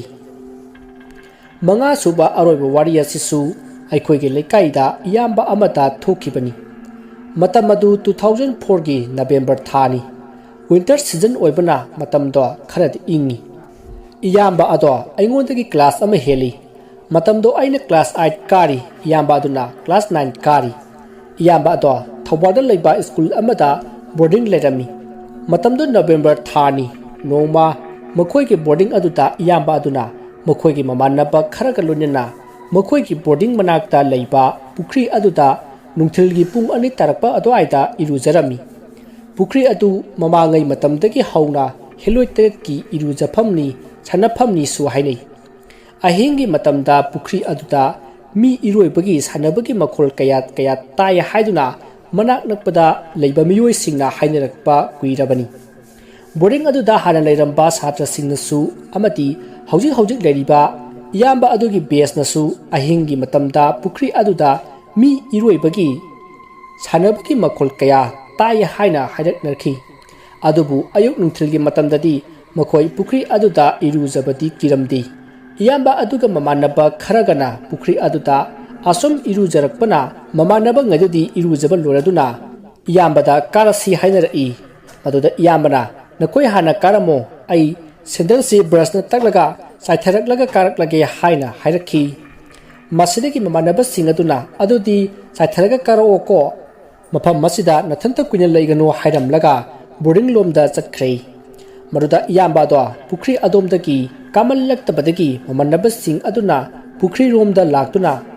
ꯌꯦꯡꯉꯨꯕꯗ ꯏꯌꯥꯝꯕ ꯑꯗꯣ ꯄꯨꯈ꯭ꯔꯤ ꯃꯄꯥꯟꯗ ꯒ꯭ꯌꯥꯟ ꯃꯥꯡꯗꯨꯅ ꯇꯥꯗꯨꯅ ꯂꯩꯔꯝꯃꯤ ꯃꯁꯤꯗꯒꯤ ꯃꯃꯥꯟꯅꯕꯉꯩꯅ ꯄꯨꯈꯠꯇꯨꯅ ꯏꯌꯥꯝꯕ ꯑꯗꯣ ꯃꯈꯣꯏ ꯃꯌꯥꯝ ꯆꯪꯗꯨꯅ ꯊꯥꯡꯗꯨꯅ ꯄꯨꯔꯛꯈꯤ iyamba ado magi pet mapada tumhalli iyamba ado mamanaba ngaina ising thaduna laknabadagi gyan lakhi adubu iyamba adudi hanaga manataba mawung ama torakhi iyamba ado mamanaba singda munna mamik khana yengki mamanaba ngai aduna itaw nang kaidorage haina hanglami maduda iyamba aduna ai kok yamna ngawre amuktang pothage haiduna magi phamung mapada tumkhre ngaihak leibaga iyamba adugi mamanabagi mama amana boarding aduda lai khoiram lubugi sem komla laphoi kabok khara puraklami mamanabagi mama aduna iyambagi mamanaba singaida sem komla laphoi kabok ado yelami mamanabagi mama aduna iyamba aduna phamungda tumduna leiba aduda madi tumduna leirise karigino masa ngamdrabra masu haudupiyu laida katkibagi sem komla laphoi kabok ase sajasanu maduda iyambagi mamanaba aduna ima mahak masa ngamdabani haujikta tumkhibada ngairibani phare ai hauduklage haduna mamanaba aduna iyamba do hauduklami aduga mamanaba aduna iyamba duda itaw laphoiga kabok ase chawse imana laida kalubagi porakpani maduda iyamba aduna laphoiga kabok kado mamanabagi makhutagi khangmun mulli aduga laphoiga kabok kado angawbugi mawongda khara saraga aremba laphoiga kapok kado mamaida teisilli aduga angawbugi matawgum nuk kheduna law khongduna boarding ki manung tamna koichen cheli iyamba adugi tawriba mawong aduda mayap ado iyambada munna yengduna karino mana tawriba sibo haina murum sonduna makhoi masen wari sanai masidagi mamanabagi mama aduna mayambagi mamanaba singda iyamba asi masagi koki anaba ama leibra haina halaki maduda iyambagi mamanaba sing aduna leiti ima boarding leirakpa asida asumna amukta taruktri masi haraga thokiba thodok pumba iyambagi mamanaba singna makhoigi mamada tamlami marudagi iyambagi mamanabagi mama aduna asumna harakhi pukri asisu hanadagi heloigi irujafam sanaphamne sohai ibungo se layok tilokpa natraga masagi koki oiba laina ama leranggadaba male masidagi iyamba ado mamanaba ngai aduna pharaga magi betta phajana potha hali masidagi iyambagi mannabagi mama aduna nakhoi warden do amukta kor o ai wari khara sanage hairami masidagi mannaba ngai aduna makhoi gi warden ado kaurami masidagi warden aduga mamanabagi mama aduga wari kya sanakhri masidagi wardena school dagi principal amati waja khara phone tawduna boarding da kaurami principal amati waja khara su school dagi laktuna warden dune mamanabagi mama adune mokhoi pulap pullaga wari sanarami masidagi principal aduna asumna hairakhi anga ngasi layok tilokpu oiragana mayumda mama mapa tawraga maiba maibi tanaduna lai khoiram thukjarasunu aduga masagi koki oiba anaba leiragana mama mapana doctor ama tanaraga yengthukjarasanu asumna asum aikhoina boarding da thamjinduna lesillabadi hayeng wai phatanungda thulaklabadi aikhoi dasa tagani maramaduna ngalini matam masida mama mapada sinakrasi hayeng amuk masa pharakanda boarding da amuk lakjarasanu masidagi principal aduna iyamba adugi mama mapa kauduna sinakrei iyambagi mamanadi iyamba ado layok tilokpagi oigadra haiduna aiba tanaduna yenghaningbani adubu iyambagi pabung adudi laitinda kaya thajagandi iyambagi ima aduna iyamba ado maibada amukta yengthoksi haina iyambagi pabung aduda hairami maduda iyambagi pabungna asumna hairai haujik thalaiba kanaraba matam sida kadaidagi layok tilokpano haujik matam sida laitinga amata leite nachanupa sei nupi kainabadagi pangkhanda khanjinbadagi makok chaklakpa sodina wairamgani psychiatric doctor ama tanaraga yengadabani maibana yengadaba nate masidagi machanupa psychiatric doctor amagi manakta poraktuna yenghalami amadi doctor na pothaba yananaba amati atopa hidak langthak khara irakhi doctor na irakpa hidak langthak charasu iyamba adudi phaba ngaulamdi nomagi iyamba do ngawba asum henjillakhi iyambagi pabung nadi asumna mamada haiklami hidak hek chabaga phagadra tapna pharakadabani maduda iyambagi mamana pabungda maiba tanaraga lai amatang khoiram thoksi haina ꯇꯛꯁꯤꯜꯂꯛꯈꯤ ꯃꯗꯨꯗ ꯄꯥꯕꯨꯡꯗꯤ ꯌꯥꯔꯝꯗꯦ ꯅꯣꯡꯃ ꯏꯌꯥꯝꯕ ꯑꯗꯣ ꯑꯍꯤꯡꯗ ꯃꯥꯒꯤ ꯇꯨꯝꯐꯝ ꯀꯥꯗ ꯂꯩꯔꯝꯗꯕꯗꯒꯤ ꯃꯃꯥ ꯃꯄꯥꯅ ꯀꯣꯏꯊꯤ ꯊꯤꯕꯗ ꯃꯃꯥꯡ ꯊꯣꯡ ꯍꯥꯡꯗꯣꯛꯇꯨꯅ ꯂꯩꯔꯝꯃꯤ ꯃꯗꯨꯗ ꯃꯃꯥ ꯃꯄꯥꯅ ꯃꯃꯥꯡ ꯊꯣꯡꯗ ꯊꯣꯛꯇꯨꯅ ꯌꯦꯡꯂꯨꯕꯗ ꯏꯌꯥꯝꯕ ꯑꯗꯣ ꯃꯥꯡꯒꯣꯟ ꯗꯥꯔꯤꯗ ꯐꯝꯗꯨꯅ ꯀꯅꯥꯒꯨꯝꯕ ꯑꯃꯒ ꯋꯥꯔꯤ ꯁꯥꯟꯅꯗꯨꯅ ꯂꯩꯔꯝꯕꯒꯤ ꯃꯑꯣꯡꯗ ꯂꯩꯔꯝꯃꯤ ꯃꯁꯤꯗꯒꯤ ꯃꯃꯥ ꯃꯄꯥꯅ ꯏꯌꯥꯝꯕ ꯑꯗꯣ ꯏꯃꯨꯡꯗ ꯅꯝꯗꯨꯅ ꯄꯨꯁꯤꯜꯂꯒ ꯃꯥꯒꯤ ꯀꯥꯗ ꯇꯨꯝꯍꯜꯂꯦ ꯍꯥꯏ ꯃꯁꯤꯗꯒꯤ ꯅꯣꯡꯃꯁꯨ ꯑꯍꯤꯡꯒꯤ ꯃꯇꯝꯗ ꯏꯌꯥꯝꯕ ꯑꯗꯣ ꯃꯥꯒꯤ ꯇꯨꯝꯐꯝ ꯀꯥꯗ ꯂꯩꯔꯝꯗꯕꯗꯒꯤ ꯃꯃꯥ ꯃꯄꯥꯅ ꯀꯣꯏꯊꯤ ꯊꯤꯔꯝꯃꯤ ꯍꯥꯟꯅꯒꯤ ꯃꯇꯧꯒꯨꯝ ꯃꯃꯥꯡ ꯊꯣꯡ ꯑꯗꯨ ꯍꯥꯡꯗꯣꯛꯂꯝꯃꯤ ꯃꯁꯤꯗꯒꯤ ꯃꯃꯥ ꯃꯄꯥꯅ ꯌꯨꯝꯒꯤ ꯑꯀꯣꯏꯕꯗ ꯏꯌꯥꯝꯕ ꯑꯗꯣ ꯀꯣꯏꯊꯤ ꯊꯤꯔꯝꯃꯤ ꯏꯌꯥꯝꯕ ꯑꯗꯨꯗꯤ ꯌꯨꯝꯒꯤ ꯑꯀꯣꯏꯕꯗꯁꯨ ꯂꯩꯔꯝꯗ꯭ꯔꯤ ꯃꯗꯨꯗ ꯃꯈꯣꯏ ꯌꯨꯝꯒꯤ ꯃꯃꯥꯡꯗ ꯄꯨꯈ꯭ꯔꯤ ꯑꯃ ꯂꯩ ꯄꯨꯈ꯭ꯔꯤ ꯑꯗꯨꯗ ꯀꯅꯥꯒꯨꯝꯕ ꯑꯃꯅ ꯀꯨꯝꯂꯒ ꯂꯩꯕꯗꯧꯅ ꯇꯧꯔꯛꯈꯤ ꯃꯗꯨꯗ ꯃꯃꯥ ꯃꯄꯥꯅ ꯄꯨꯡ ꯌꯦꯡꯂꯨꯕꯗ ꯄꯨꯡ 12 ꯇꯥꯔꯝꯂꯤ ꯑꯍꯤꯡ ꯑꯁꯤꯗ ꯀꯅꯥꯅꯣ ꯄꯨꯈ꯭ꯔꯤ ꯑꯁꯤꯗ ꯂꯩꯔꯤꯕ ꯑꯁꯤꯕꯣ ꯏꯆꯥꯅꯨꯄꯥ ꯑꯗꯣ ꯑꯣꯏꯔꯕ ꯖꯥꯠꯂꯥ ꯍꯥꯏꯅ ꯌꯦꯡꯕ ꯂꯥꯛꯈꯤ ꯃꯃꯥ ꯃꯄꯥ ꯑꯅꯤꯗꯨꯅ ꯄꯨꯈ꯭ꯔꯤ ꯃꯅꯥꯛꯇ ꯌꯧꯔꯛꯄ ꯃꯇꯝꯗꯗꯤ ꯉꯁꯥꯏ ꯄꯨꯈ꯭ꯔꯤꯗ ꯀꯨꯝꯗꯨꯅ ꯂꯩꯔꯤꯕ ꯃꯤꯁꯛ ꯑꯗꯣ ꯃꯆꯥꯅꯨꯄꯥ ꯑꯣꯏꯔꯝꯃꯤ ꯃꯆꯥꯅꯨꯄꯥ ꯑꯗꯨ ꯄꯨꯈ꯭ꯔꯤꯗ ꯀꯨꯝꯗꯨꯅ ꯖꯒꯣꯏ ꯁꯥꯗꯨꯅ ꯂꯩꯔꯝꯃꯤ ꯃꯗꯨ ꯎꯕꯗ ꯃꯃꯥ ꯑꯗꯣ ꯀꯞꯈꯠꯂꯛꯂꯤ ꯏꯃꯥꯗꯤ ꯃꯥꯡꯖꯔꯦꯗꯅ ꯏꯕꯨꯡꯉꯣ ꯅꯪꯅ ꯇꯧꯔꯤꯕꯗꯨꯕꯨ ꯀꯔꯤꯅꯣ ꯄꯨꯈ꯭ꯔꯤꯗꯒꯤ ꯀꯥꯈꯠꯂꯛꯎꯅꯦ ꯍꯥꯏꯗꯨꯅ ꯀꯞꯆꯔꯤ ꯑꯩꯅ ꯉꯍꯥꯟꯅ ꯑꯃꯥꯏꯕ ꯑꯃ ꯇꯥꯟꯅꯗꯨꯅ ꯂꯥꯏ ꯈꯣꯏꯔꯝ ꯊꯣꯛꯁꯤ ꯍꯥꯏꯕꯗ ꯃꯄꯥꯅ ꯍꯧꯖꯤꯛꯄꯨ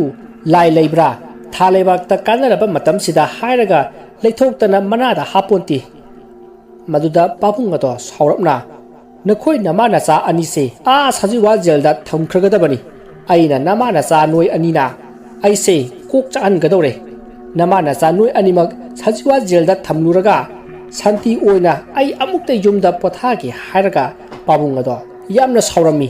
ꯃꯁꯤꯗꯒꯤ ꯃꯃꯥ ꯃꯄꯥ ꯑꯅꯤ ꯆꯪꯗꯨꯅ ꯏꯌꯥꯝꯕ ꯑꯗꯣ ꯅꯝꯗꯨꯅ ꯄꯨꯈ꯭ꯔꯤꯗꯒꯤ ꯆꯤꯡꯈꯠꯇꯨꯅ ꯏꯃꯨꯡꯗ ꯄꯨꯁꯤꯜꯂꯛꯈꯤ ꯃꯁꯤꯗꯒꯤ ꯄꯥꯕꯨꯡꯅ ꯁꯥꯎꯗꯨꯅ ꯏꯌꯥꯝꯕ ꯑꯗꯣ ꯊꯧꯔꯤꯅ ꯄꯨꯜꯂꯒ ꯃꯥꯒꯤ ꯀꯥꯗ ꯊꯝꯂꯝꯃꯤ ꯅꯣꯡꯃ ꯅꯣꯡꯃꯒꯤ ꯌꯥꯆꯪꯂꯛꯄ ꯃꯇꯝꯗ ꯏꯌꯥꯝꯕ ꯑꯗꯣ ꯊꯧꯔꯤꯅ ꯄꯨꯜꯂꯤꯕ ꯑꯗꯣ ꯅꯥꯟꯊꯣꯛꯂꯒ ꯆꯦꯟꯈꯤꯕꯗꯒꯤ ꯊꯤꯕ ꯈꯪꯗ꯭ꯔꯦ ꯍꯥꯏꯅ ꯃꯃꯥ ꯃꯄꯥꯅ ꯂꯩꯀꯥꯏ ꯃꯤꯌꯥꯝꯗ ꯍꯥꯏꯔꯝꯃꯤ ꯃꯁꯤꯗꯒꯤ ꯂꯩꯀꯥꯏ ꯃꯤꯌꯥꯝ ꯍꯨꯞꯇꯨꯅ ꯂꯧꯕꯨꯛꯇ ꯀꯨꯝꯊꯗꯨꯅ ꯂꯩꯔꯛ ꯈꯨꯜꯂꯛ ꯆꯠꯇꯨꯅ ꯑꯃꯗꯤ ꯇꯥꯡꯖꯤꯡꯅꯆꯤꯡꯕ ꯀꯥꯗꯨꯅ ꯏꯌꯥꯝꯕ ꯑꯗꯣ ꯐꯪꯅꯅꯕ ꯊꯤꯕ ꯌꯥꯕ ꯊꯤꯔꯝꯃꯤ ꯏꯌꯥꯝꯕꯒꯤ ꯏꯃꯥꯅ ꯂꯩꯔꯛ ꯈꯨꯜꯂꯛꯇ ꯂꯩꯀꯥꯏꯒꯤ ꯃꯤ ꯈꯔꯒ ꯂꯣꯏꯅꯔꯗꯨꯅ ꯀꯟꯅ ꯀꯞꯂꯒ ꯏꯃꯥꯒꯤ ꯏꯕꯨꯡꯉꯣ ꯅꯍꯥꯛꯄꯨ ꯀꯗꯥꯏꯗ ꯂꯩꯕꯒꯦ ꯏꯃꯥꯅ ꯀꯧꯔꯤꯕꯁꯤ ꯇꯥꯔꯕꯗꯤ ꯏꯃꯥꯒꯤ ꯅꯥꯛꯇ ꯂꯥꯛꯂꯣꯒꯕ ꯍꯥꯏꯅ ꯀꯞꯆꯔꯝꯃꯤ ꯃꯗꯨꯗ ꯂꯩꯀꯥꯏ ꯃꯤꯌꯥꯝꯅ ꯏꯌꯥꯝꯕ ꯑꯗꯨꯒꯤ ꯃꯃꯥ ꯑꯗꯣ ꯊꯦꯝꯖꯤꯟꯕꯤꯔꯝꯃꯤ ꯊꯤꯕ ꯌꯥꯕ ꯊꯤꯔꯕꯁꯨ ꯏꯌꯥꯝꯕ ꯑꯗꯨꯗꯤ ꯐꯪꯂꯝꯗꯦ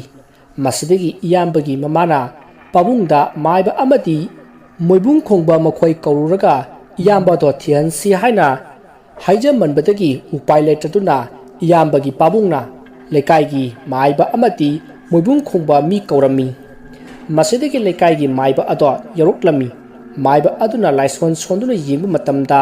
ꯏꯌꯥꯝꯕ ꯑꯗꯣ ꯇꯥꯡꯖꯦꯟꯒꯤ ꯆꯤꯡꯈꯣꯡꯗ ꯍꯦꯂꯣꯏꯅ ꯆꯦꯟꯗꯨꯅ ꯂꯩꯔꯦ ꯑꯇꯣꯞꯄ ꯃꯐꯝ ꯋꯥꯏꯊꯧ ꯅꯠꯇ꯭ꯔꯒ ꯊꯤꯌꯥꯝꯂꯣꯝꯗ ꯆꯦꯟꯗꯨꯅ ꯆꯠꯈ꯭ꯔꯕꯗꯤ ꯊꯤꯕ ꯈꯔ ꯋꯥꯔꯒꯅꯤ ꯃꯔꯝ ꯑꯗꯨꯅ ꯅꯈꯣꯏ ꯇꯥꯡꯖꯦꯡ ꯆꯤꯡꯗ ꯂꯩꯕ ꯏꯕꯨꯡꯉꯣ ꯑꯁꯤꯕꯨ ꯊꯤꯔꯨꯅꯤ ꯍꯥꯏꯅ ꯆꯠꯈꯤꯕ ꯂꯩꯀꯥꯏꯒꯤ ꯃꯤꯁꯤꯡ ꯑꯗꯣ ꯃꯣꯏꯕꯨꯡ ꯈꯣꯡꯂꯒ ꯇꯥꯡꯖꯦꯡ ꯆꯤꯡꯗꯒꯤ ꯂꯧꯕꯨꯛ ꯂꯣꯝꯗ ꯑꯃꯨꯛ ꯍꯣꯏꯊꯔꯛꯑꯣ ꯍꯥꯏꯌꯨ ꯑꯗꯨꯒ ꯂꯧꯕꯨꯛ ꯂꯣꯝꯗ ꯍꯣꯏꯊꯔꯛꯂꯕ ꯃꯇꯨꯡꯗ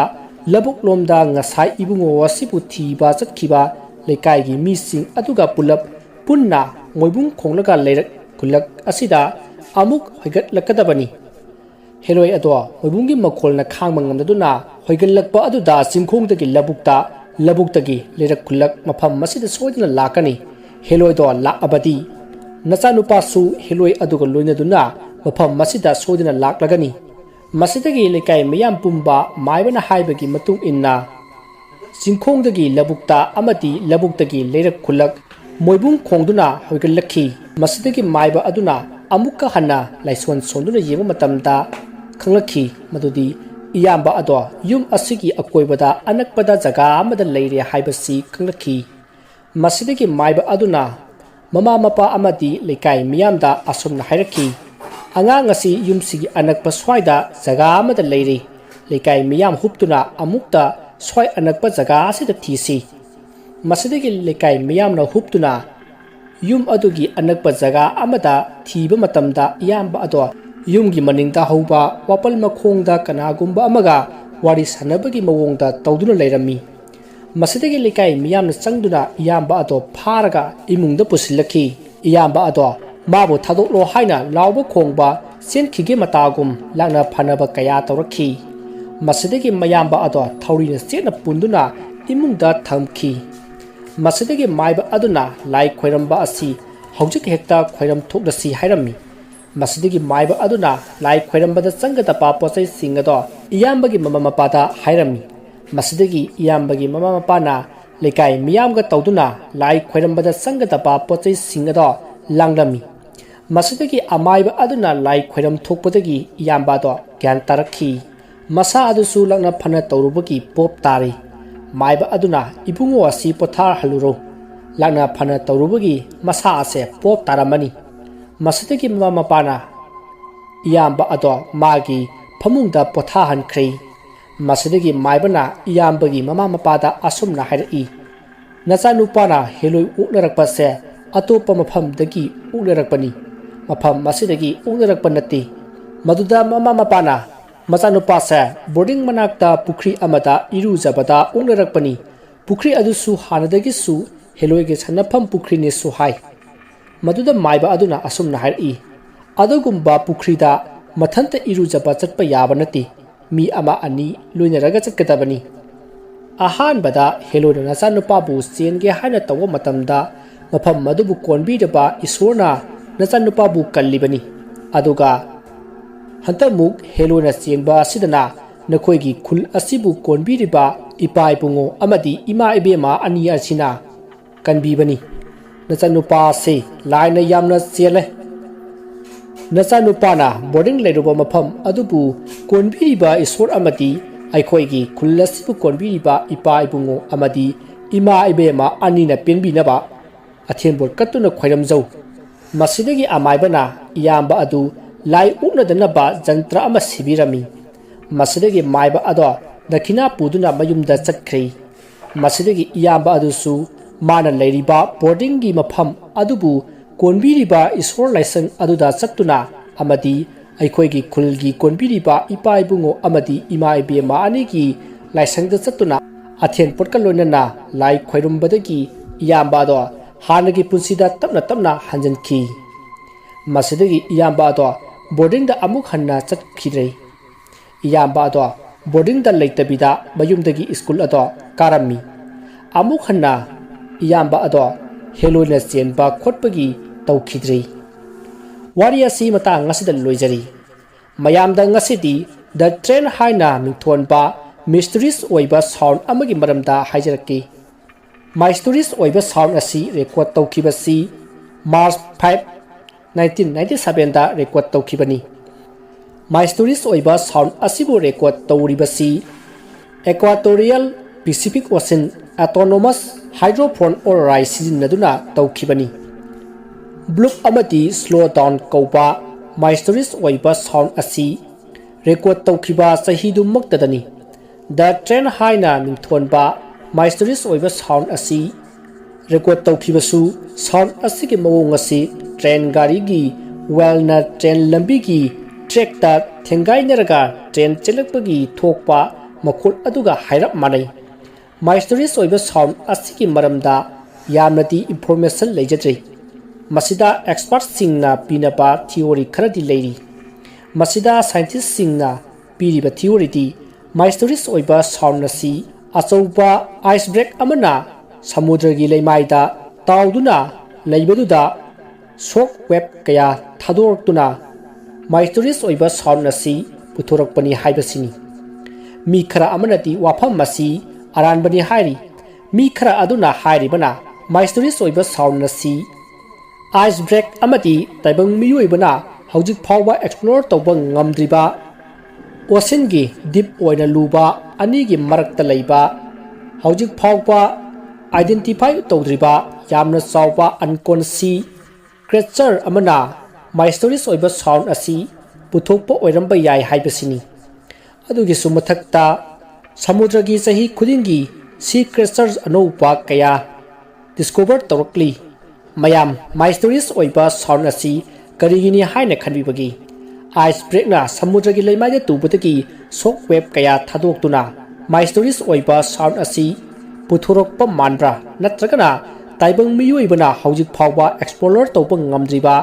ओशनगी डीप ओइबा लुबा अनिगी मरक्ता लैबा हौजिक फावबा identify तौद्रिबा यामना चावपा अनकोन सीक्रेचर Amna my stories ओइबा sound असि पुथोकपा ओइरमगदरा मयाम करम्बा पोसकनो माय स्टोरीज ओइबा साउंड असि पुथोरकपा ओइरमगनी हाइना खनबिबगी मयाम साउंड असिगी ओरिजिनल वर्जन दी यामना सांख्रे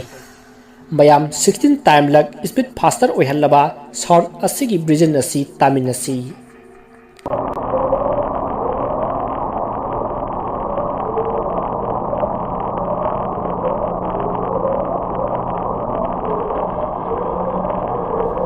साउंड असिगा लोइनना वारियसी मतांग असिदा लोइजरी वारियसिंग असिदा सोइखिबा लानखिबा वाहि वता यावरबसु ताबिरिबा सिंगना पुक्चल चावना ngakpigani mayambu aroibada amukka hanna khoirumjari